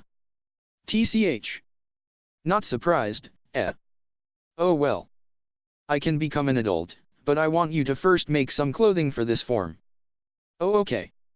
Then, we'll start by measuring your size. Oi, Harina. I leave Dana's measurements to you. I was measured by one of the tailors, Harina. Of course, although I was naked, I was not embarrassed. Since there's nothing there. My. How cute you've become, Rimura-sama. Harina said while recording my size. Cute? I mean, I know I think I'm cute, but for the goblins to agree. Must say, I'm surprised that monsters even have an aesthetic sense. I decided to spend the following day by trying out my new skills. I head off. If I want to peacefully try out new skills, it's best for no one to be around. Having notified Rigurdo of my absence, I ordered everyone to steer clear. And, through the center of the city, I head into the cave. The place where I met Feldera. That underground cavern is wide, unnaturally dense, and, most of all, uninhabited. The cave's monsters stay away out of fear. Now then, let's start testing these out. I've got, unique skill Shapeshifter, extra skill Fire Manipulation. From the Flame Giant, clone, fire state, and area boundary. So what should I start with? Since cloning seems promising, let's start with the flame giant. Fire state, wouldn't activate as a slime. Chances are, this skill activates only under certain conditions. I wonder what they are. As for area boundary, that I could use. But, I don't get it. So the point of the skill is to seal thermal energy within a barrier and prevent any from leaking, But if I can activate this skill, why can't I use fire state? Wait a second. Didn't I just get my hands on a barrier? Okay. In the first place, this skill's main strength seems to be in trapping opponents. Quite a versatile skill, isn't it? The boundary's maximum range is 100 meters, shaped into half a sphere. Does not expand underground. The smallest I could get it was just enough to cover my body. Its effect did not change. Only the size did. Its strength. I create a clone on top of which I affixed the boundary. Then, I shot out a water blade at the barrier. Bashii. It was repelled. Ho ho. It's that strong. In that case, let's try out the paralysis breath and noxious breath. That experiment showed that the skill uses up a lot of magical energy. With the energy I left with the clone, the barrier withstood paralysis breath without taking any damage, but collapsed under noxious breath. In other words, as long as I supply magical energy, the barrier will hold. Then, I created a clone with considerable amount of magical energy, and set up a barrier. I am planning on trying out the Black Wolf's Black Lightning skill. As a Black Wolf, it is possible to modify the range and strength of the skill. Its two long horns are used to alter just that. Since a slime has no horns, use it all, is how the skill works. Thus, I set the power to max and the range to a single target, fire. As for the barrier, I set it to its lowest setting. If the size is small, the consumption should also decrease. The result. Asterisk Pika. Chodauun. Asterisk. Not even the dust was left. It's too dangerous. So. I guess I can't trust in the barrier all that much. In the first place, why did he disappear if I have electric current resistance and thermal fluctuation resistance? Somehow this makes no sense. Maybe this Black Lightning skill is actually a special skill ranked about extra skills. But man, this sent a chill down my back. Good thing I didn't carelessly try it on myself. Such were my honest thoughts. However, the fact that I need to mimic a black wolf to use this skill greatly limits its applicability. Then, I mimicked the flame giant, and tried to use fire state again. The result was that I changed into a 2000-degree cloud. But, as expected, the heat dissipates too quickly if I don't maintain the barrier. This skill, too, highly depends on the situation. By the way, when I use it with the barrier, fire state is an amazing skill. As expected of an rank, plus. That is, Freya Sphere is a combination of the barrier and fire state that burns the opponent from the inside. In other words, any living thing that breathes air will surely perish. My affinity against the opponent was really good. As for how to use the skill, I'll consider that later. Now with respect to extra skill fire manipulation. I can't seem to explode things like Shizu-san did. What the trick could be, I don't know. Light a fire at my fingertip, throw fire from the palm of my hand, such party tricks are easy. Also, I managed to gather heat in my hand and radiate it, thus creating a fire blaster. And wait, if I gather the heat, the power increases. I mean, normally, fire is at about 200 degrees Celsius. If I gather it, it rises to 1600 degrees. Now, just like with water blade, I just need to shoot out this magical energy. It struck my target at 10 meters away with a temperature surpassing 1400 degrees. This splendid skill I decided to call Flame Bullet. Looks just like a certain alien's finisher, Finger Beam. Also, I can probably just create a fireball in my hand and burn my opponents. Would I do something as dangerous as grabbing someone's head and threatening to burn them? Yeah, I probably would. Additionally, since it seems I can further raise the temperature with practice, I should continue doing so until I can manage an explosion. After all, unlike monsters' skills, its practice makes perfect here. Now then, regarding the last new skill. That is, Shapeshifter. That name sounds too much like shoplifter, how unpleasant. I won't be awakening to any criminal tendencies, will I? Not that I even fall asleep. Anyways, let's try out the skill. But, I have absolutely no idea how to do that. At a time like this, Great Sage saves the day. Sensei. Please. Solution. The effects of unique skill Shapeshifter Fusion, the ability to merge into a single being with the targeted fellow. Division, the ability to separate oneself and the being possessing you. If the target who is being separated lacks a physical form, they could disappear. These two abilities are yours to wield. I see. So Shizu-san's devil appearance was the result of this unique skill, huh? Just my first impressions, but wouldn't this skill mix well with mine? Although this slime body doesn't sweat, I certainly felt cold sweat at that thought. This is essentially the first step in understanding an opponent's abilities. But, more importantly, can't I use this to erase their skills? Solution. Skills engraved upon the soul can neither be separated nor destroyed. Sadly, it wasn't that omnipotent. But, I am certain that it will mix well with my skills. For example, could I combine with the monsters I mimic? Shizu-san had combined with the Ifrit who resided in her consciousness, could I also become a devil this way? Devil transformation should be something like overwriting original body's abilities with the desired one. Perhaps as an option, I can also change my physical appearance. Thus, I try to imagine it. To overlay the flame giant's abilities on top of the slime. I wasn't planning on anything gaudy, but had my face raise its temperature to 200 degrees. Seems like I can now use fire state even in this form. Upon activating that skill, my aura had become that of a flame. My facial temperature also rose over 1400 degrees. Seems like this could be used as a weapon now. If I am ever captured, I could probably use this to escape. Thus, I tried fusing with every monster I had eaten thus far. The spider gave me white spots. As a centipede, I grew fangs. Gross. The lizard had me grow scales. The bat made me sprout demon-like wings. A slime with demon's wings. Looks pretty cool actually.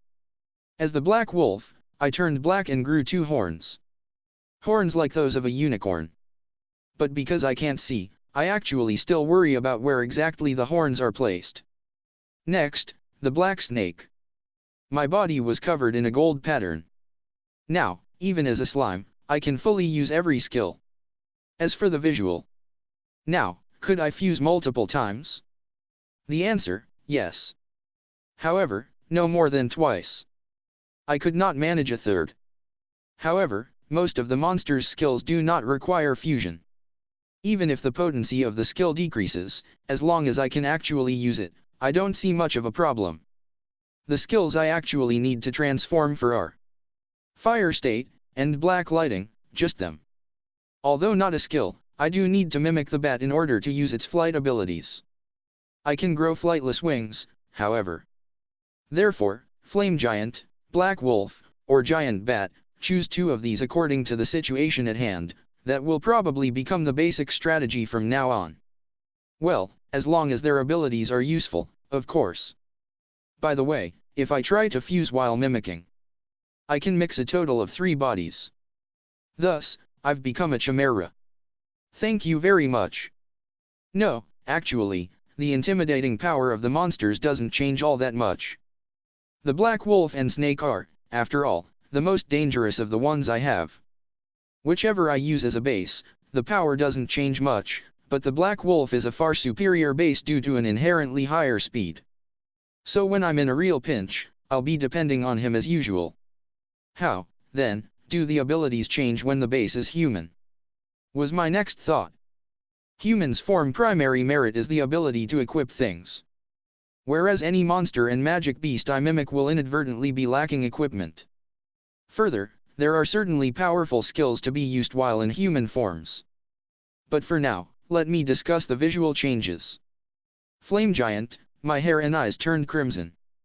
Black wolf, my hair turned black, with 2 cowlicks sticking out. Where are the ears and tail, damn it? Black serpent, my eyes turned green and snake-like.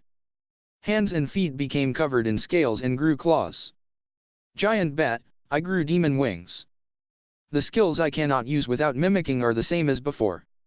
So if I obtain some cursed swords in the future, this appearance may become the norm for combat. Now that I think about it, I should probably try making one of those. If anything, I can fuse with inorganic substances as well. What would that mean? Probably gaining special attributes and abilities inherent to the weapon or something. While this is certainly something I would like to test out, I really don't know anything about this topic. Besides, to defeat the Demon Lord, shouldn't I be searching for some holy sword? Well, when I enter some kingdom, I'll look around. I completely forgot to test out my resistances. First to note, along with extra skill flame manipulation I had acquired fire attack resistance. But even so, surely if I were thrown into the sun I'd burn and die. Thus, the question is how much can I resist? This, I just have to test with my own abilities. Up until now, I feared receiving damages, and avoided such practice, but I am a different slime today. Just as I had considered while testing Black Lightning before, it's time to experiment on my own body. I have to find out just how much damage I can endure. Though I worry slightly, this experiment is absolutely crucial. I create a clone and control him. Of course, as a slime. If I did this while looking like a child, what would the readers think? The current clone looks like a child, but I can also make one of a slime. Furthermore, if I get used to this, it seems like I can also replicate the equipment I wore at the time of cloning. The cloning skill is only limited as far as your unique skills allow. First, Great Sage. As long as the user is within a kilometer radius, a clone can be created. Should the user go beyond that limit, the consciousness link is severed, and the clone can only respond to basic commands. Since vision is always shared, and an order can be changed at any time, the clone can be used for long-range reconnaissance missions. Second, Predator. The stomach can only release the true body. A clone can be predated and stored, but cannot be extracted. However, feedback regarding skills, etc. can be acquired. Third, Shapeshifter. Only one fusion is allowed. Division is unchanged. Upon extensive research a few limitations were revealed, but the skill remains pretty powerful. Thus, I sparred a few times with my clone. The result, Waterblade is very powerful. Black Serpent falls after a single attack. Black Wolf, after 2. The rest you can guess yourself. Flame Bullet is only a beam shot from my fingertips, but terrifyingly powerful. However, as a piercing attack, the enemy's death is not guaranteed. While their head and vitals become their weak points, I have to hit those first. For example, although I had shot through the snake's head, it did not fall. Had I let my guard down, I might have been defeated. Thus, although it's stronger than Waterblade, it's harder to kill with. I had accepted this point too easily. The strongest skill is Black Lightning. The strongest pair is Black Wolf and Flame Giant. The clone didn't immediately die with Barrier and Fire State invoked. Rather, I have to say that I somehow managed to defeat it. Perhaps it's best to think of Fire State as a defensive rather offensive skill. Even so, other than the strongest combination, no skills found thus far can defend against it. Furthermore, while mimicking, if enough damage is received, I return back to normal. However, the damage incurred is not transmitted to the true body. Thus, if I die from a single attack, it can properly be called an overkill. And thus, I've obtained various data. The rest can be verified via Great Sage's simulations. Taking on the appearance of a child, I begin to leave. Along the way, I encountered a centipede, who quickly ran away at the sight of me. Phew phew phew. My presence has finally been recognized. Although to the eyes I look just like a child. Status. Name, Rimuru Tempest. Species, Slime, Human transformation possible. Divine Protection, the Storm Crest. Titles, One who commands monsters. Magic, none. Skills, Unique skill Great Sage, Unique skill Predator, Slime-specific skills Dissolve, Absorb, Regenerate, Extra skill Water Manipulation, Extra skill Magic Perception, Acquired skills, Black Serpent Heat Detection, Noxious Breath, Centipede Paralysis Breath, spider sticky thread, steel threat, bat ultrasound waves, lizard body armor, wolf supreme sense of smell, telepathic communication, intimidation, shadow step, black lightning, fire giant clone, fire state, area. Boundary. Resistances, thermal fluctuation resistance X, physical attack resistance, pain resistance, fire attack resistance, electricity resistance, paralysis resistance. End of the empowerment arc. Some translator notes and trivia. Rimuru's temperature, I know he is hot. How hot? About as a typical red sun. Shoplifter joke, so I did the best I could with Rimuru's joke here. The actual name of the shapeshifter skill is, degenerate, pervert, etc., with the intended meaning being, changing one. What the author writes is, literally, I may be a changed gentleman, but I am certainly not a pervert. What an insulting name. However, that makes zero sense in English. Annoying enough, the author continues this pun in the next line, here translated as, I hope I won't be awakening to any criminal tendencies, which really should have been, I won't be awakening to any strange interests, right? Here's the original text for all you enthusiasts. If you find any errors, broken links, non-standard content, etc., please let us know so we can fix it as soon as possible. Tensei Shitara Slime Talken, WN. Chapter 27, The Ogre Tribe. Translator's Corner, cast, an English clown and a French Pierrot. Clown, so Pierrot, I always wondered, why did you insist on translating as Rimuru, instead of the more common Rimmel? Pierrot, well, cause I don't know Rimuru's gender. Clown, Pierrot, Rimmel sounds like a male name, to me, at least. Rimuru could perhaps be both, is what I thought. Considering Rimuru's current human body state, I am always troubled about what pronoun I should use. Clown, oh, that makes sense, not. Just admit it, you like that reading better. Pierrot, busted, huh? Clown, I always know what you're thinking. Pierrot, oh? Then what joke am I thinking of right now? Clown. I'm sorry and, I apologize, mean the same thing, except when you're at a funeral. Pierrot, yup. Forest Disturbance Arc. Chapter 27, The Ogre Tribe. All monsters within the cave now run away at the mere sight of me. Probably the result of my aura. Pleased, I left the cave. So I planned, but... Goo, who is it? Pursuers. Young master. We'll only slow you down. Please escape with the princess. Wicked demon. Don't try to deceive our eyes. And other similar grand statements I could hear from a group at the entrance of the cave. Height surpassing 2 meters, a group of large monsters looking like a ragtag militia. Their bodies a lump of muscles, the ogres. Aren't these the self-proclaimed rulers of the forest? They look exactly as Rigurdo has described. So, what are they afraid of, some demon? What's with that? Scary. A bit bewildered, I plan my escape. I check behind me, but don't feel any presence. No heat signatures either. So the ogres can see it but I can't. This might be bad. Just when I thought I had gained new abilities. I guess I am still far from true strength. Ku, a demon? What kind? My bad, but I don't see it, where is it now? While on my guard, I begin to make retreat to ogre's side. But they still haven't responded to my question. Moreover, they are keeping distance from me. What? Are they planning on using me as a bait? The moment I thought so. What are you saying? The wicked demon is none other than you, slime. You have not fooled our eyes. One of the ogres called out.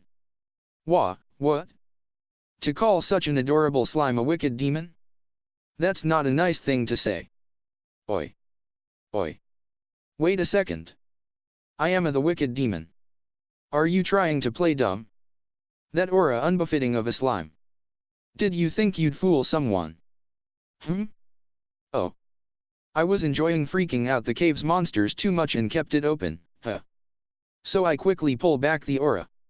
And I don't have anything like that. You must have imagined it. Of course, I couldn't fool them. But, after insisting that it was just a misunderstanding for a while, I somehow managed to have them lower their guard. Oh, boy. In the first place, why are they even here? When I so asked, they told me that they had escaped here. Looking closely, there are many injured, with some gravely so. A normal monster would have died by now. The only reason they are still standing is surely due to the extremely high vitality of the ogre race. Still, I proceed to spit out some restorative medicine and treat their wounds. With their high vitality, even the diluted medicine quickly restores them to perfect health. While appearing surprised for some reason, they thank me. Now, although their wounds are healed, they are nonetheless clearly exhausted. So I decided to have them rest at my village. After all, I need to find out what had enough power to so decimate the ogres. They are AB rank monsters, but, from training, they can raise that to B and or even A-. The rulers of the forest. The strongest beings around, or so I heard. In any case, I'll guide them to the village. Deciding to carry them over there, I summoned Ranga. When called, he appears from within my shadow. That is, I finally succeeded at summoning him. My pride simply didn't allow the fact that Gobuta succeeded where I couldn't. Thus, I practiced. And good thing I had done so, considering the current situation. There were 6 ogres. Mimicking the black wolf, I carried 3 and left the remaining 3 to Ranga, thus we returned to the village. By foot it would have taken more than a day, but at our pace we managed it in under an hour. As expected of ogres. Unlike the dwarfs who fainted, they were merely impressed with the speed. Thus, we escorted the ogres to our village, where I invited them to my tent. Well, in place of the tent stood a log cabin when I arrived. Looking just like the blueprint I had suggested. Seems like while I was away practicing my skills, they quickly set it up. While thanking the dwarfs and goblins, I enter it. Looks just like I had imagined. Amazing. The blueprint I made by drawing on a plank with some charcoal, and, along with measurements, I passed it all to Mildo. After looking it over, got it, he exclaimed. By the results. Seems like my handwriting effectively communicated the design. Furthermore, the room was furnished just as I had previously requested. As for the ogres, I show them to the reception room. And, asking them to wait inside, I head over to the dwarfs. To pick up the clothing I had requested from Garm, of course. Assuming my child version, I tried the clothing on. Steel thread underwear, and fang wolf outerwear. The materials used, of course, came from the previous pack leader. But, for some reason, the fur had turned black. Putting on pants and overcoat, I felt like I dressed to impress. As an extra bonus, it seems that the fur had quite some magical energy stored in it. Dana, this seems to have tremendous defense power. It ain't just some normal fur. Satisfied, Garm gave his approval. The final item was not armor, but a piece of clothing. Which is fine. I'd fine without it, but I guess having it is better. So I thought, until I heard about. By the way, this attire just happened to have become a magic item. It will always perfectly fit the one who wears it. Such wonderful news. In other words, even if I turn into my adult version, the clothing won't rip. Well done, Garm-kun. Chances are, the fur, that had been constantly floating inside my magical energy, stomach, was thus strengthened. So, if I come across any good ingredients, I should remember to allow them to mature inside. Let's make a mental note about that. Now then, I shouldn't make them wait too long. Having found a fitting spot, I asked Harina to prepare tea for 7 people, and returned to the ogres. The ogres patiently waited. Perhaps finding things unusual, they were looking around the room. Sadly, as the building had just recently been finished, it lacks any decoration. Harina brought in tea, and immediately left. I guess it's now time to try out my human sense of taste. I take a sip of the tea. Delicious. To someone who never made a fuss about taste or anything, this world's palate has already been able to impress me. It tastes like matcha, a bit bitter. I also feels its warmth. Not the effect of warmth, but just warmth itself. A bizarre feeling. The ogres too seem to enjoy the tea. And after we had all calmed down, we began the discussion. Halfway through, I called for Rigurdo. And, I also had the remaining 4 clan chiefs also attend. Kaijin also just started his break, and came over. Perfect. Rigurdo and Ryrina immediately came over. The rest are apparently very busy, so we decided to continue the conversation with the 5 of us. Why did I call for them? Because of the gravity of the situation. If I had to summarize the ogre's story, it would be simple, a war. And the ogres were defeated. Just that. At the same time as we fought the flame giant Ifrit, the ogres were caught up in their own war. Who could have taken on the rulers of the forest? And to win, at that. The goblin chiefs were just as shocked. In an instant, their expressions tightened. The enemy was. They suddenly attacked our village. With overwhelming strength. Those bastards. Orcs. Unlike humans, monsters don't have any rules stipulating a declaration of war. But, although they can't badmouth for the surprise attack, the fact that the orcs even attacked the ogres in the first place is strange. Orcs rank between CD. Stronger than your average goblin, but pose no danger to veteran adventurers. However, these weaklings attacked the strongest, and even managed to win. Thus, I asked for details. The ogre village, though perhaps it was too small to call it that, only housed 300 ogres.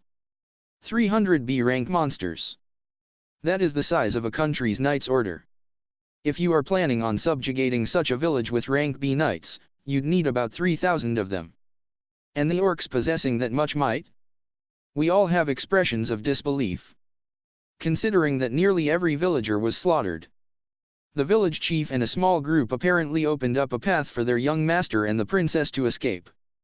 With a pained voice, one ogre said, "Had I had more power.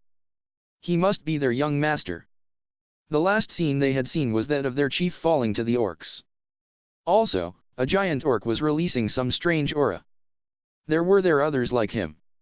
While the elite warriors of the village approached those 4, the remaining orcs invaded the village. They numbered around 10,000. Of course, he did not count each one, but rather felt that there were at least that many. But regardless of method, there was an absurd number of orcs. And each one, like the humans, was fully armored in plate mail. Should that be true, then this was certainly not planned by orcs alone. Perhaps some country is using the orcs. Perhaps, they have become pawns of the demon lord. Kaijin muttered. Does that possibility exist? I thought that the demon lord avoids the forest on Principal. Beyond the forest spreads the demon's continent. With fertile land, production is undertaken by the enslaved masses and golems. Thus, the demon's country does not starve, and cares little for humans. And for that reason, a demon lord desiring conquest would be most likely to attack the humans. However, there could surely be a demon lord who, out of boredom, decides to start a war. The disappearance of the Jura Forest's guardian, Feldera, also meant that this particular type of demon lord would no longer be deterred. I see. In that case, I probably have to put more thought into the defense of the forest. Now, what happens next? I asked for everyone's opinion. I believe the orcs intend to capture our lands. Rigurdo answers on everyone's behalf. They look at me, waiting for my opinion. Fight, run, or join them. The ogres, after all, would immediately become prisoners depending on my decision. Quickly, the tension rises. Well, how about we request some more tea?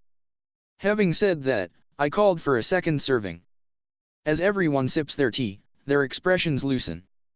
Now, then. What are you planning on doing? I ask the ogres. Isn't it obvious? Look for a chance, and charge right in. Of course. I have to take revenge for my master. Me too. While I am yet powerless, I can't let those pigs live. We shall follow our young master and princess. Huh. They know they're going to their deaths, but... You guys. Not interested in becoming my subordinates. What did you say?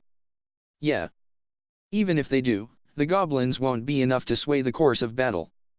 We need to increase our fighting strength for when the orcs arrive. If you guys support me, I think I can fulfill your wishes. What are you saying? Simple. I'll help you guys. Well, I'll be fighting them anyways eventually. I see, the goblins will help us fight, and we'll be used to protect this place, right? Exactly. By the way, it's fine if the agreement lasts until we defeat the orcs. Afterwards, I don't mind if you request your freedom. You can stay with the goblins and create a country. Or, you can set off on your own. How about it? The ogre called young master stopped to think upon hearing my offer. As expected of a B rank. This young master clearly has the abilities of a B+. I can see intelligence in his eyes. He slowly closed his eyes, and then opened them wide. And understood. We shall become your subordinates. To raise their chances of victory if even a bit, they decided to serve me. I'm glad, to say the least. Perhaps I can save these guys too. I hadn't known at the time, but the ogres often served as mercenaries. And, the vanguard army that Demon Lord had sent out, just happened to be of the same occupation. They easily accepted my offer. When I had heard it then, I accepted them as friends without question. Alright. Now then, let's name you guys. Huh? What are? The usual naming. While the ogres are bewildered by the turn of events, I don't mind at all. I'll quickly give them some names. Today, I feel particularly creative. I looked at the color of their aura. Young master will be Benimaru. Princess will be Shana. Their guard as well, Kurobi, Hakura, Sui, Shin. So I called them. And then I entered a state of low activity. Hey, for that to happen from just 6 of them, what's with that? When I awoke, well, I was awake, but, the following day, I got my answer. With hair burning like a crimson flame, Benimaru. Although he used to be big and bulky, his height decreased to 180 centimeters, and his body tightened. However, his magical energy changed, enough to mistake him for a different being. Eh? They evolved that much? That, of course, was my intention. Clearly, they surpassed a rank. Truly, Onibito. TL note, Ogreman sounds weird. 2 black horns protrude from below the hair. Glowing more brilliantly than obsidian. Though I bet he'd find it unpleasant if I called him a beauty. Next. Shana and Shin are women. If the princess were a guy, I'd be complaining. Ogre women were surprisingly beautiful, but the evolution made them gorgeous. What's with this? Where did these idols come from? No, they aren't that good. From within her long, wavy, pink hair, 2 white horns could be seen. White skin and pink lips. What a beautiful girl. Her height is about 155 centimeters. Crimson eyes, with a gaze filled with passion, stare at me. The other, Shin. Purple, dark, straight hair, with a single purple horn. White skin, and red lips. Purple eyes, as if looking into my soul. A height of 170 cm. Licking her lips as models sometimes do, a true beauty. I want her as my secretary. So I thought from the bottom of my heart. Kurobi is in his prime. A dandy uncle. Hakura is a middle-aged man. However, you can't underestimate him for it. Sui is the same age as Benimaru. Darker skin, and dark blue hair. A beautiful man with a different air around him, 190 centimeters tall. Blue eyes, that suit him well. And all surpass a rank. I'll say it again. They all surpass a rank. That's why I had to use that much magical energy. If you asked me, I'd tell you that all the strongest ogres had fled here. And they probably already had names. But really, if they betray us, that ain't going to be anything to laugh about. And, as if ridiculing my worries. Rimura-sama. We humbly wish for you to listen to our request. If you are so kindly disposed, please accept our loyalty. And, they simultaneously bowed before me. A reason to refuse? I have none. Thus, I obtained new comrades. The fact that I slightly feared their strength, we'll keep a secret. If you find any errors, broken links, non-standard content, etc., Please let us know so we can fix it as soon as possible. Tensei Shitara Slime Taken, WN. Chapter 28, Jobs. Translator's Corner, an English clown and a French Pierrot. Pierrot, there have been some sad and hilarious mistakes along the way. First, clown, what was that pathetic attempt at nuclear physics? Clown, I'm a clown. I don't read or check my information. I just mention the first thing that pops into my head. Pierrot, so, basically, you're saying that we shouldn't trust you? Clown, check my work. Clowns act in a way so that people make fun of them. Pierrot, I think that should be laughing at them, but, demon lard? Clown, oh, you're talking about that spot where I wrote, the demon lard is out for conquest? That's exactly as it should have been. Pierrot, haha. No. This is what happens when I have you proofread after I translate. I really should just leave the editing to AK. Clown, but. I add all the humor. You know how long it takes to translate all the subtle jokes the author makes. Pierrot, you do none of that. I'm the one who does that. Clown, sure, you keep telling yourself that. But all the readers know, the clown is the funny one here. Pierrot, fine. Let's have the readers decide. We'll both tell a joke, and the better one wins. Clown, okay. What did the little fish say when he swam into a wall? Damn. Pierrot, here's mine. BBC reports that 2 pedestrians died in a collision. But I don't get it, how fast were they walking? Forest Disturbance Arc.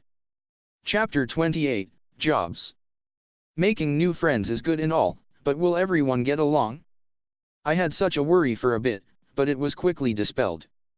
The ogres who have evolved into ONI. Perhaps as they evolve closer to their ancestors they'll unlock some special powers. I know I said that it seemed like their powers surpassed a rank, but as their powers stabilize, they could end up falling down to a dash. Even so, they have clearly become very strong. And furthermore, in a battle, perhaps more than physical prowess, special abilities are the key to victory. I, myself, defeated Ifrit thanks to abilities. So I must admit, I am rather interested in what kind of abilities their bodies hold.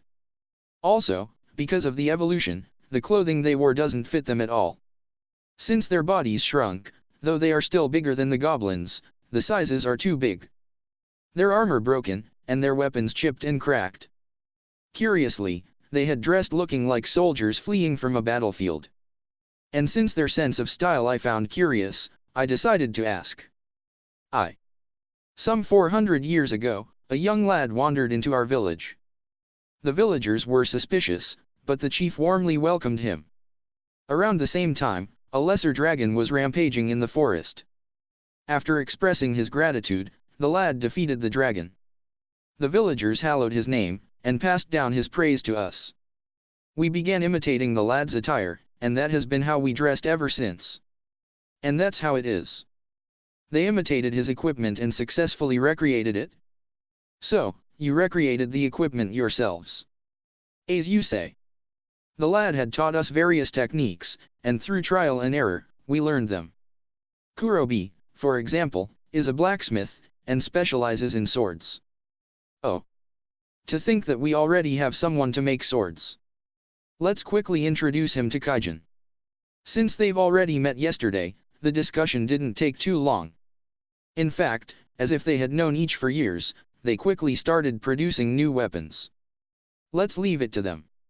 Moreover, there was something surprising. This world also has silk products. Most of clothing I've seen so far were made from something that looks like hemp.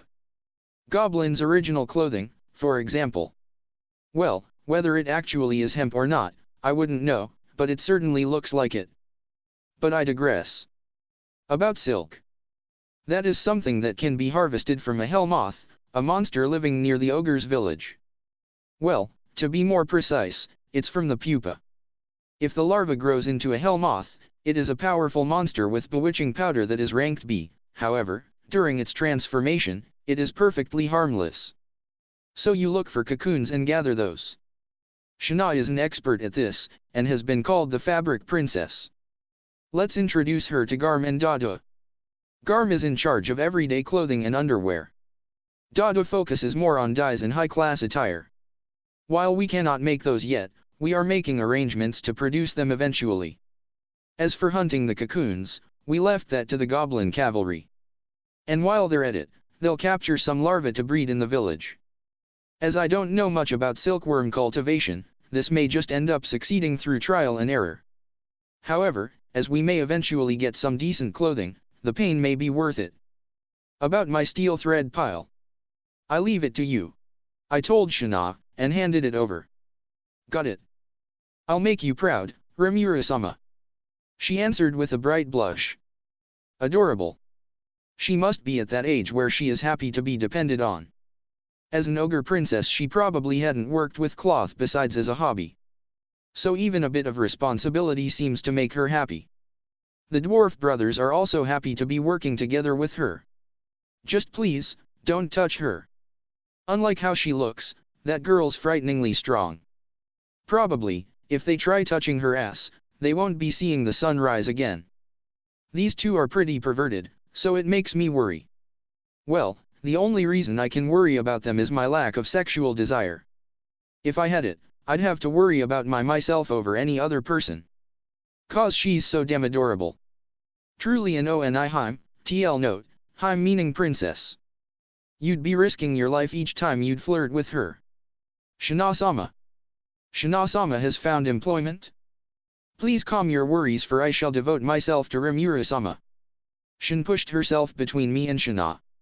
It looked as if sparks were flying between them. Nah. I was probably just seeing some optical illusion. Yufufu. How could that be if I shall be the one to care for Rimura-sama? Perish the thought, Haim-sama, I shall not let it come to that. I personally shall fully devote myself to Rimura-sama. Baka-baka-baka, lightning sparks. See? They're perfectly civil. And besides, I require no one's care. Having lived alone for a long time, I can manage all household duties. So, let's take our leave. Is what I wanted to do. Rimura-sama. Between myself and Shin, which would you fancy at your side? They didn't let me run away. Ah, yeah. Shana has her weaving, right? So I'll depend on you when you're free, maybe. Depend regarding what? I don't get it. Shana, on other hand. Understood. I have been favored, right? Ah, yeah. That's right. Let's leave it at that. Right. Glad to have you. She smiled and nodded at my words. Cute. In that case, for the time being, please leave Rimura-sama to me, Haim-sama. TCH, please take care of our lord. Fufu. I live to serve. Somehow, the conversation grew heavy. At that moment, it felt as if the temperature dropped in the room, but I probably imagined it. You know, there are plenty things in this world to which you absolutely should say, I probably imagined it. This was one of them. Together with Shin we walked around to oversee the construction. Speaking of, what are the remaining three up to? They were together with us up until a little bit ago. Hakura-sama was our martial instructor. The strongest swordsman in the royal guard, surely he went to confirm the city's defenses. Benimaru-sama and Sui seem to have gone to check their abilities. They are rivals and best friends. I believe they desire to test their new strength. I see. Certainly, even I understood how important it is to check your abilities. And Hakura is a swordsman, huh? Really should have him teach me. But if he's busy checking the village, asking him for training will have to wait. Kurobi and the rest is also busy making armor and swords, so that should be fine. But really, can't wait to get a sword. I really want to imagine an army of goblins armed with swords. However, in actual combat, a spear is surely a better option. We went to look for Benimaru and Sui. Or rather, we went to the area where two great auras clashed. A plane in the direction of the cave. It was a battle like you'd see in a manga. The red and blue aura would intertwine and fight for dominance. The earth split and the heavens cracked. That's how intense their fight felt. I couldn't believe my eyes. So these are ONI. Their armor crumbled from the strength of their blows. Not that it could protect them in the first place. Their swords broke, but they continued the fight barehanded, in what resembled karate, with set techniques and rules. It was not an amateur's brawl. They were ogres, right? Their motions were so fluid that I wanted to ask. As expected of young master. Sui is also splendid. In our martial arts, barehanded skills serve as the foundation for mastery of the sword. Is what she said. The sword is an extension of your body, thus, first master the body. These words were passed down in the village from the young lad who defeated the dragon. Masters of martial arts ogres, if adventurers encounter them. I wonder how many unfortunate adventurers met such a fate. Let's offer them a prayer. Having noticed me, the two immediately stopped their fight, and rushed over. No injuries on either of them. If anything, they look like they've been playing catch or something. Rimuru-sama, I humbly thank you for this wonderful power. With this power, I shall turn the orcs into a sea of blood in your name. Yeah. Though I can't say I'm looking forward to it. Promising words.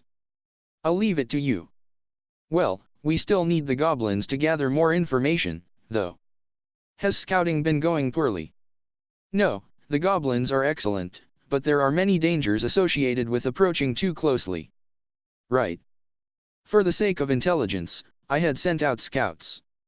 However, as some orcs may be especially careful, I strictly ordered the scouts to avoid detection.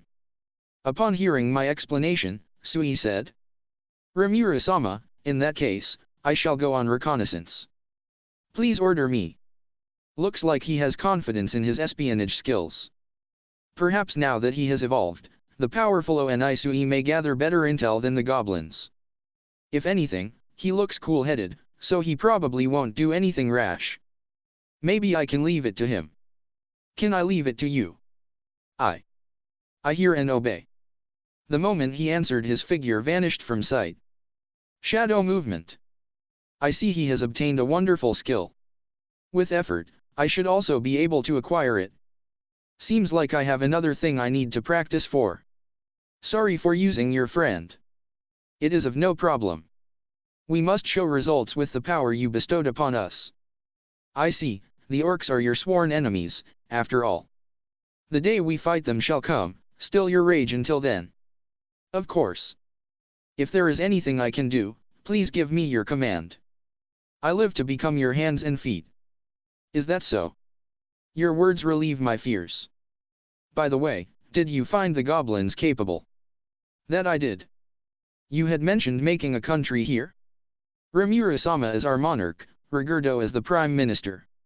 I fear I understand little in politics, but please leave the military matters to me. While we were conversing thus. Ho ho ho. Young master, you intend to put my old bones to use? However, if it be for Rimuru-sama's sake, then I shall force this old body to work. With such words, Hakura had joined the conversation. I hadn't noticed his presence at all.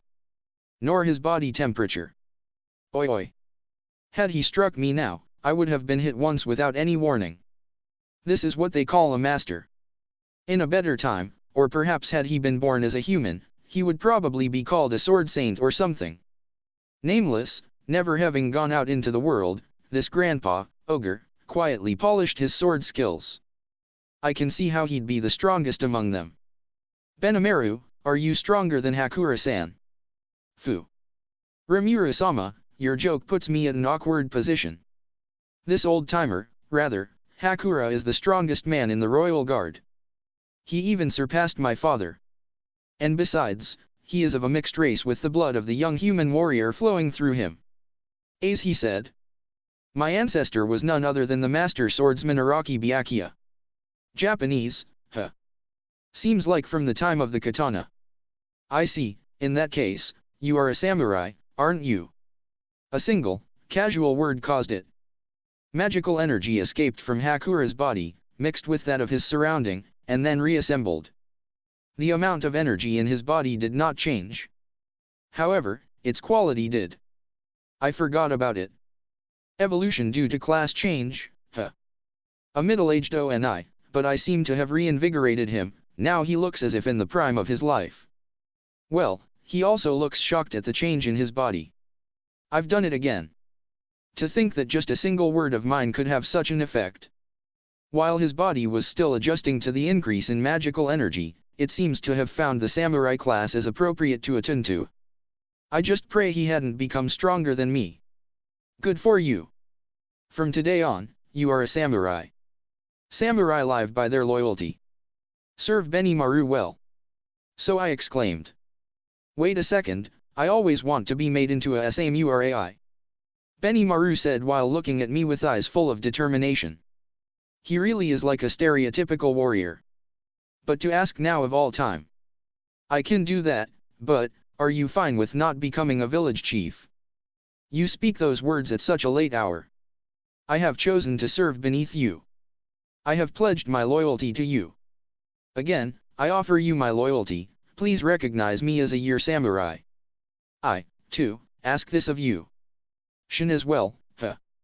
If it has come to this, I guess I'll just have to bite the bullet. I understand. From now on, you are samurai. Live for my sake. I feel like I've said this yesterday as well, how embarrassing. But these guys. As you command. We pledge our entire lives to you. Without a hint of embarrassment, they pledged themselves to me. By the way, I gave Kurobi the blacksmith profession, and Shina the shrine maiden class. But Kurobi, though his power decreased as a result, he showed me terrifying skill at forging swords. I should ask him to craft me a sword soon. Shina seemed to have been able to use black magic since the beginning, but becoming a shrine maiden seems to have revealed some secret arts to her.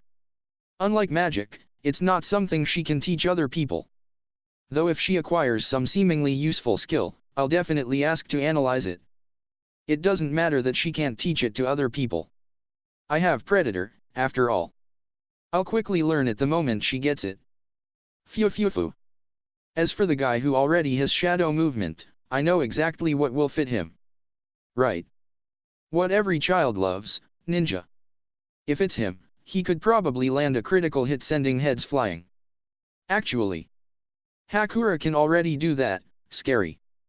Just standing by him in human form makes me imagine my head flying off, how worrisome. I have to further consider their strength. Now that they have gotten stronger, I have to think of methods of improving myself. I can't keep depending on abilities forever. Seems like I have much to learn for the upcoming battle. Then, it happened. Revealing exactly what I needed to prepare. If you find any errors, broken links, non-standard content, etc., please let us know so we can fix it as soon as possible. Tensei Shitara Slime Dutta Ken, WN. Chapter 29, Lizardman's Invasion. Chapter 29, Lizardman's Invasion. There is a lake in the center of the Jura forest, called Shisu. A marsh surrounds the lake, and is controlled by the lizardmen.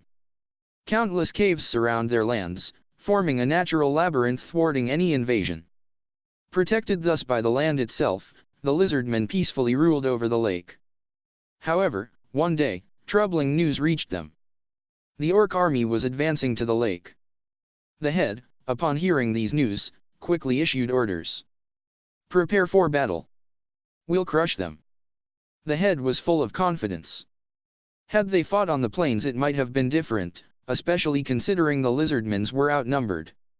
But this battle would be on their terms. If they set traps and proceed carefully, they were sure to win.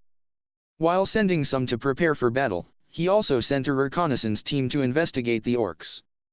Knowing the size of the enemy is a must. Along with becoming the leader, his intelligence increased.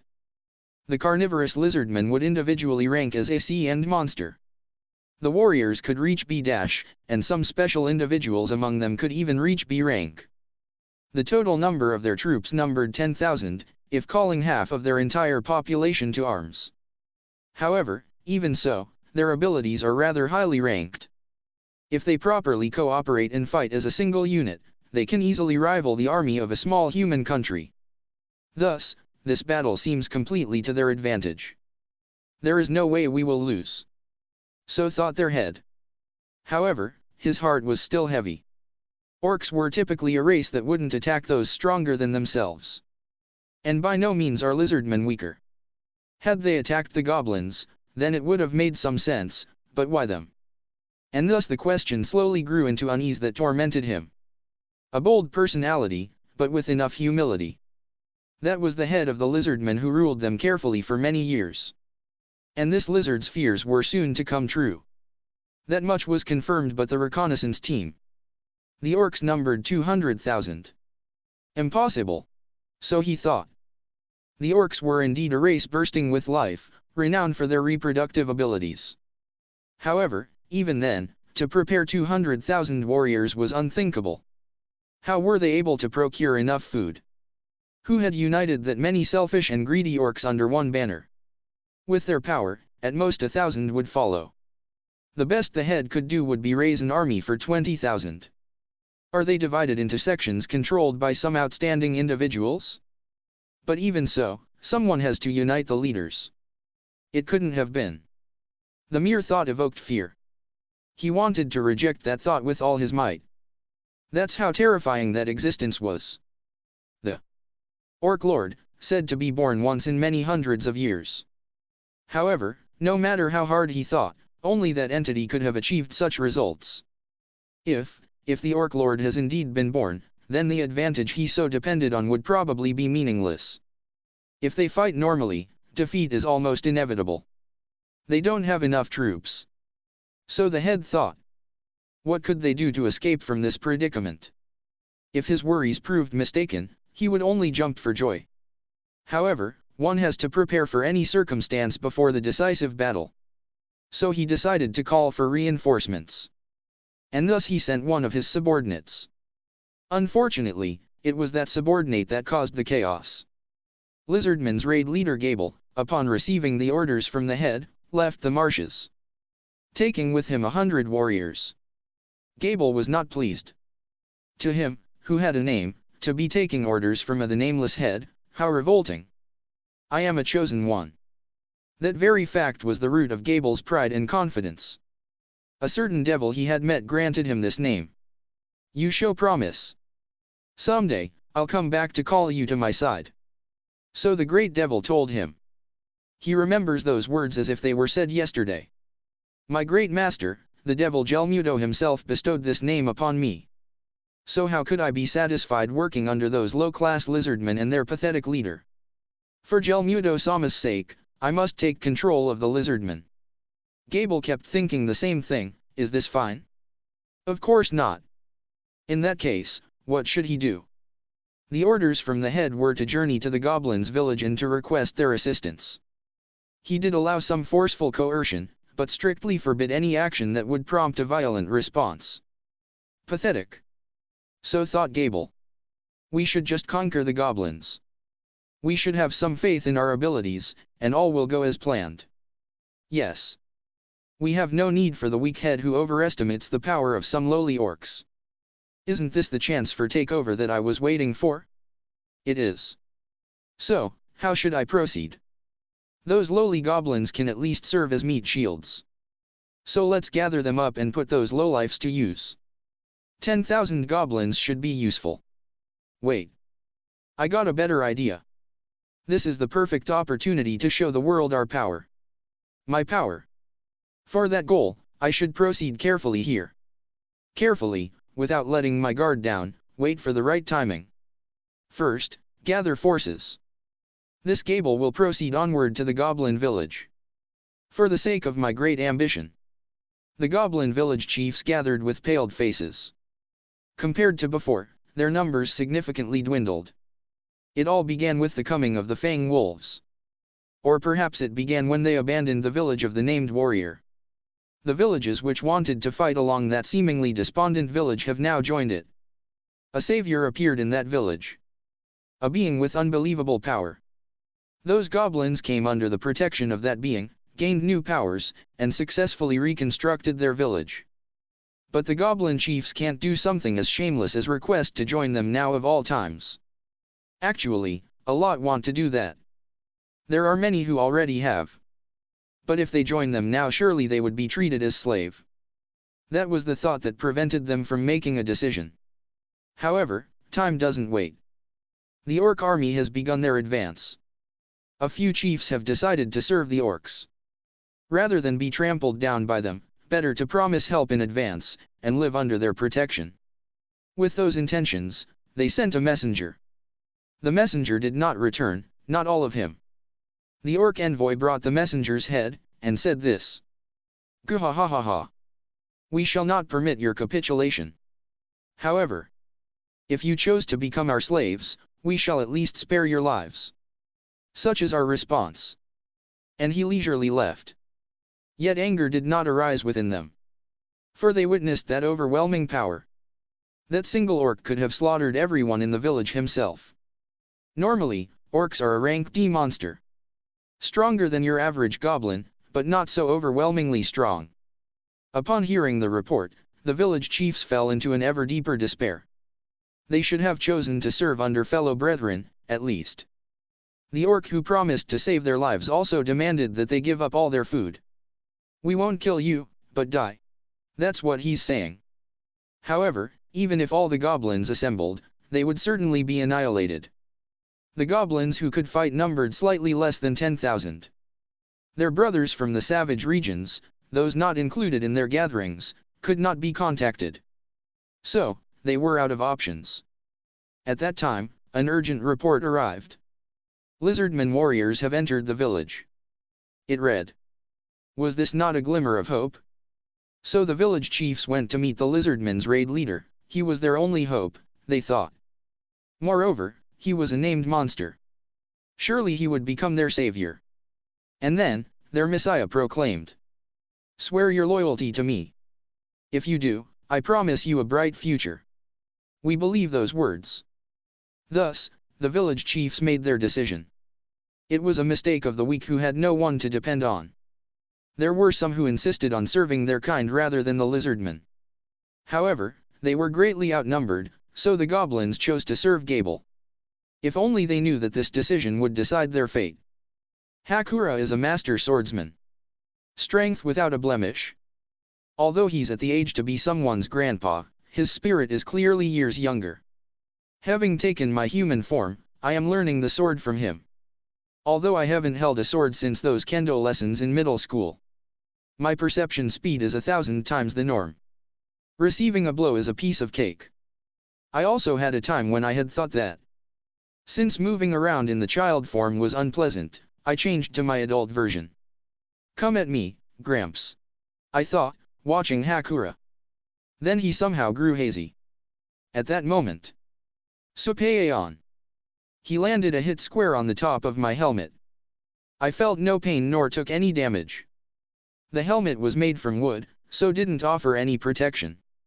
Since the point is to learn these movements, it's best to hear when a hit lands. But, really. It wasn't speed, it was skill. Completely a difference of skill.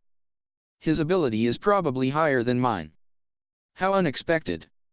I wasn't planning on being conceited, but this completely took me by surprise. So this is a swordsman. A power one can easily recognize. Had this been an actual fight, well, I have a few tricks of my own, but if this were a surprise attack, I would have lost. Though even knowing this much, any mistake will certainly lead to my defeat. Besides, there's no way Hakura has gone all out there. Next to me, Benimaru has been knocked out, with a pleased expression. If I didn't have the accelerated perception, I surely would have been in the same state. Not something to laugh about at all. Two of us taken out at the same time. Since this old man regained his youthful spirit, he became truly dangerous. And then. Karen. Asterisk.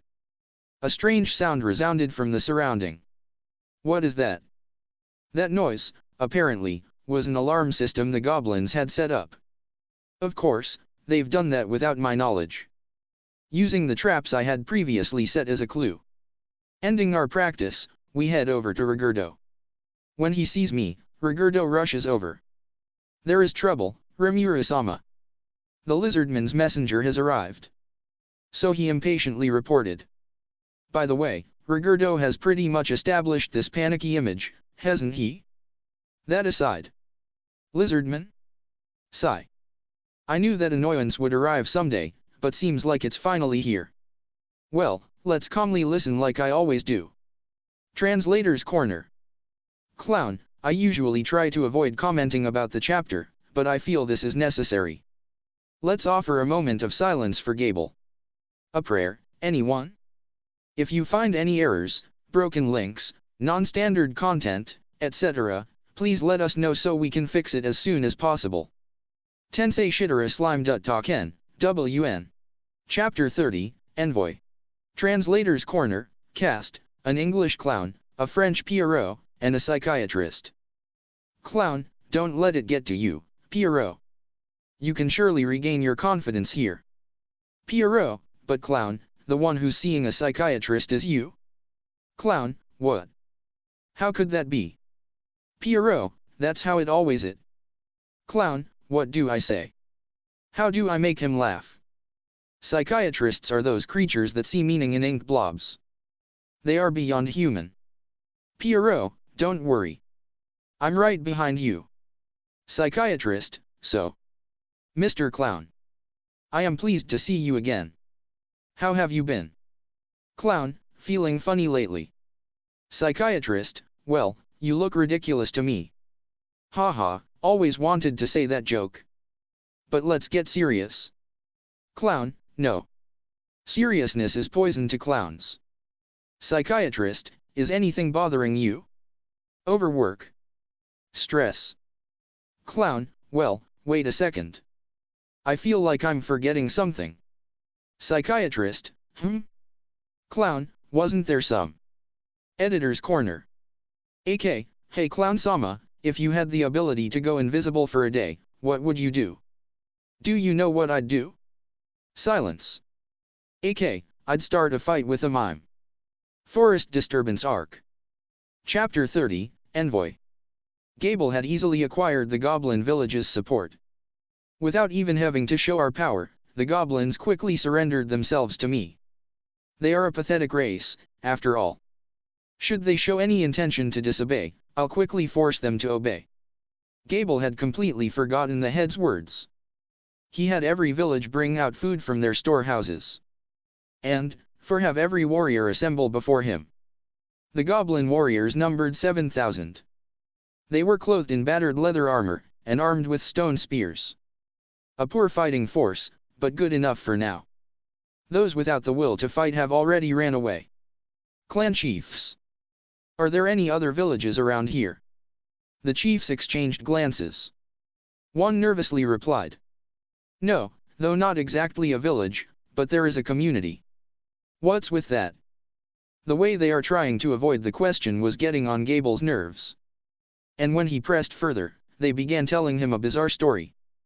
That there was a group of goblins hunting atop of fang wolves. However, that makes no sense, he thought. Fang wolves are powerful monsters that move in packs. Called the rulers of the plains, they've thwarted lizardmen's advances many times. For them to serve some lowly goblins, impossible. And moreover, they've concluded with a truly ludicrous statement. Those goblins obeyed a slime. A slime, the lowest of monsters. What wolf, or even goblin would serve such trash? He decided to confirm their words. There's probably some trick involved, he thought. If he handled this well, he could gain control over the fang wolves. Gable thus decided, for the sake of his grand ambition. The village was not where he was told. That had angered him, but he decided to be patient. In order to control the wolves, he probably needed to be more patient. To achieve his desire of ousting the current head, he needed to have more self-control. Thus, for the sake of his goals, he decided to be patient. Gable perceived only one obstacle to his plans, a lack of an army. If only he could command the wolves, the other lizardmen would surely follow. And with the rulers of the plains and the rulers of the marshes under one banner, how could they even think to fear the lowly orcs? Gable so believed, without even a hint of doubt. By expelling the orcs, they would become the true rulers of the Jura forest. And thus, surely Gelmuto-sama would distinguish them for their service. For such a grand dream, he'd wait as long as necessary. The main army he'd already sent back to the Shiso Lake, ordering them to be on standby. Since they didn't have much provision, they had to act quickly. Time was of essence. And after receiving reports that tracks were found, he quickly issued orders. Including himself, he selected 10 elites. Mounting the over-lizards, they ran towards their objective. The wolves were nothing to fear, as although they were certainly powerful, they obeyed some lowly goblins. Probably the leftovers of a pack. I'll train them myself, and have them regain their former power. So he thought. Oh, but how could he have imagined what would lay before him? His head was filled with the dream of becoming a ruler of the forest and serving Gelmudo-sama. To meet with the lizardman's envoy, I proceeded to the entrance of the city. There, we had built a small cabin that the guards used to rest in. The members who attended were myself, Rigurdo, Benimaru, Hakura, and Shin. I had asked Shin to prepare some tea, but that ended in regret. She does not understand the beauty of gentle refinement and natural simplicity. She does everything with all her strength. As if screaming, strength is everything. When cleaning, everything must be erased, she concluded, and attempted to destroy the very building. Fortunately, we were able to stop her in time and did not need to rebuild it. I sincerely beg your forgiveness, she exclaimed dejectedly, but that doesn't mean we can let our guard down around her. She'll just try to solve any problem with her strength. So I worry about letting her out of my sight. However, she was ecstatic when I let her take weight on me. I just wished she wasn't that happy about it. And as I had expected, the tea was horrible. But was that even tea? I feel like there was strange grass, looking like wakame, floating in there. In short, that was not something you'd drink. Rigurdo, fearing, what is this, explain yourself, timidly turned away. What a guy. Benimaru, keeping his eyes closed as if his life depended on it, refused to look this way. Damn you guys. And the oblivious to our trouble, waiting for praise, Shin. Wait. What is there to praise? Having said my prayers, I moved to take the teacup. Ah. Tea, huh. I was just getting thirsty. With those words, Gobuta who had just arrived took the cup and drank it all. ***********.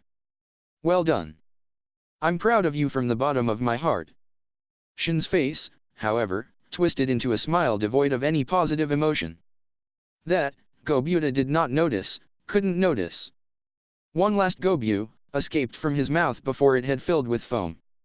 And, beacon, he fell to the floor convulsing. Dodged that bullet. That could have been me right there. Her face colored in surprise, Shin slightly inclined her head. But I won't be deceived. She's forbidden from cooking from now on. Ah, Shin. When making food or drink for people, make sure to run it by Benimaru first. Let's make sure she understands. Benimaru, choking on something, stares at me in response. Nope. She's your problem now, I leave her to you. I told him with my eyes. And thus both dejectedly hang their heads. I pray there be less victims from now on. Since the alarm sounded, an hour had passed. And the envoy had finally arrived. And, with a somewhat different attitude, a lizardman dismounted a giant lizard. Would he be their leader? Well done with the reception. I'll allow you to become my servants. Be honored. Is he still asleep? Somehow. I have no words to say. What the hell is this idiot saying? Humph. Haven't you heard? The orc army is advancing on the forest. The only one who can save you small fry is me. So the orcs are indeed coming. I was waiting for Sui to report, so this is within expectations. I guess it would make sense to unite against them, but...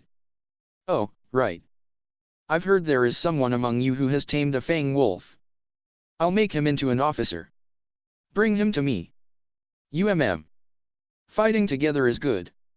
But what if our ally is an idiot? An incompetent ally is worse than a hardened foe. That much is common sense. I took a quick glance at Rigurdo. His mouth was gaping open. Benimaru scratched his head, and looked at me as if saying, can I kill this idiot? Of course, I hadn't considered his offer. We refuse. No, not about Shin's cooking, their offer. Hakura simply crossed his arms, and closed his eyes, or is he sleeping? and Shin, who is holding me, is flexing her arms. Stow. You'll crush me. But when she noticed my panic, she loosened up a bit. Being held in the slime body certainly feels good, but it's dangerous. I let my guard down. Being hugged to death would not be funny. Seems like she can't control her strength at all. In any case, this is rather troubling. Who'd have thought the envoy would be an idiot? The one who tamed the Fang Wolf, or rather made him his servant, would be me. Anyways, let's continue the conversation. Huh? A lowly slime. Then summon his now. If you do, I'll believe you. How condescending. Now I'm annoyed. This guy, he's completely ignoring us, going at his own pace. He's looking down on us too much. I've met many politicians and office workers before, but never before have I met someone so blatantly foolish. For such a moron, it should be fine to ignore any rules of civility. And besides, there is no benefit in making such an ally. I decided to change my approach. Ranga. I hear and obey. Ranga appears from within my shadow. Recently, lurking around in there has become his habit. Oh. It seems I have business with you. I permit you to speak. I prefer to leave these things to others. Since there's always someone who can better manage such people. But really, the only one who didn't treat me, while a slime, as trash was Rigurdo, huh. Well, there's nothing I can do about losing interest in humoring this guy. And by the way, it seems that for every person that recognizes my aura while I hide it, there is an idiot who doesn't even while I display it. That's something I need to think about. Noticing my displeasure, Ranga. Rather than with my lord, I have been ordered to speak with thou. I'm listening. Speak. While intimidating the lizardman, he confronted the envoy. Who, in turn, lost his composure for a second, but then quickly regained it. Right. So you are the Fang Wolf? The chief here? I am the lizardman's raid leader Gable. Pleased to make your acquaintance. As I have just stated, I have received a name. So rather than that slime, how about serving me? He brazenly replied. Let me hit him. No, have to act like the mature monster here. Let's forgive him. I am an adult. Calm yourself. But more than myself, I want Shin to relax. Wait, any more power and I'll. Noticing my squirming, Shin apologized by patting me. Seriously, calm down. However, isn't he too arrogant for a simple lizard? Ranga too is begging to let him loose. Guru ya. Lowly lizard.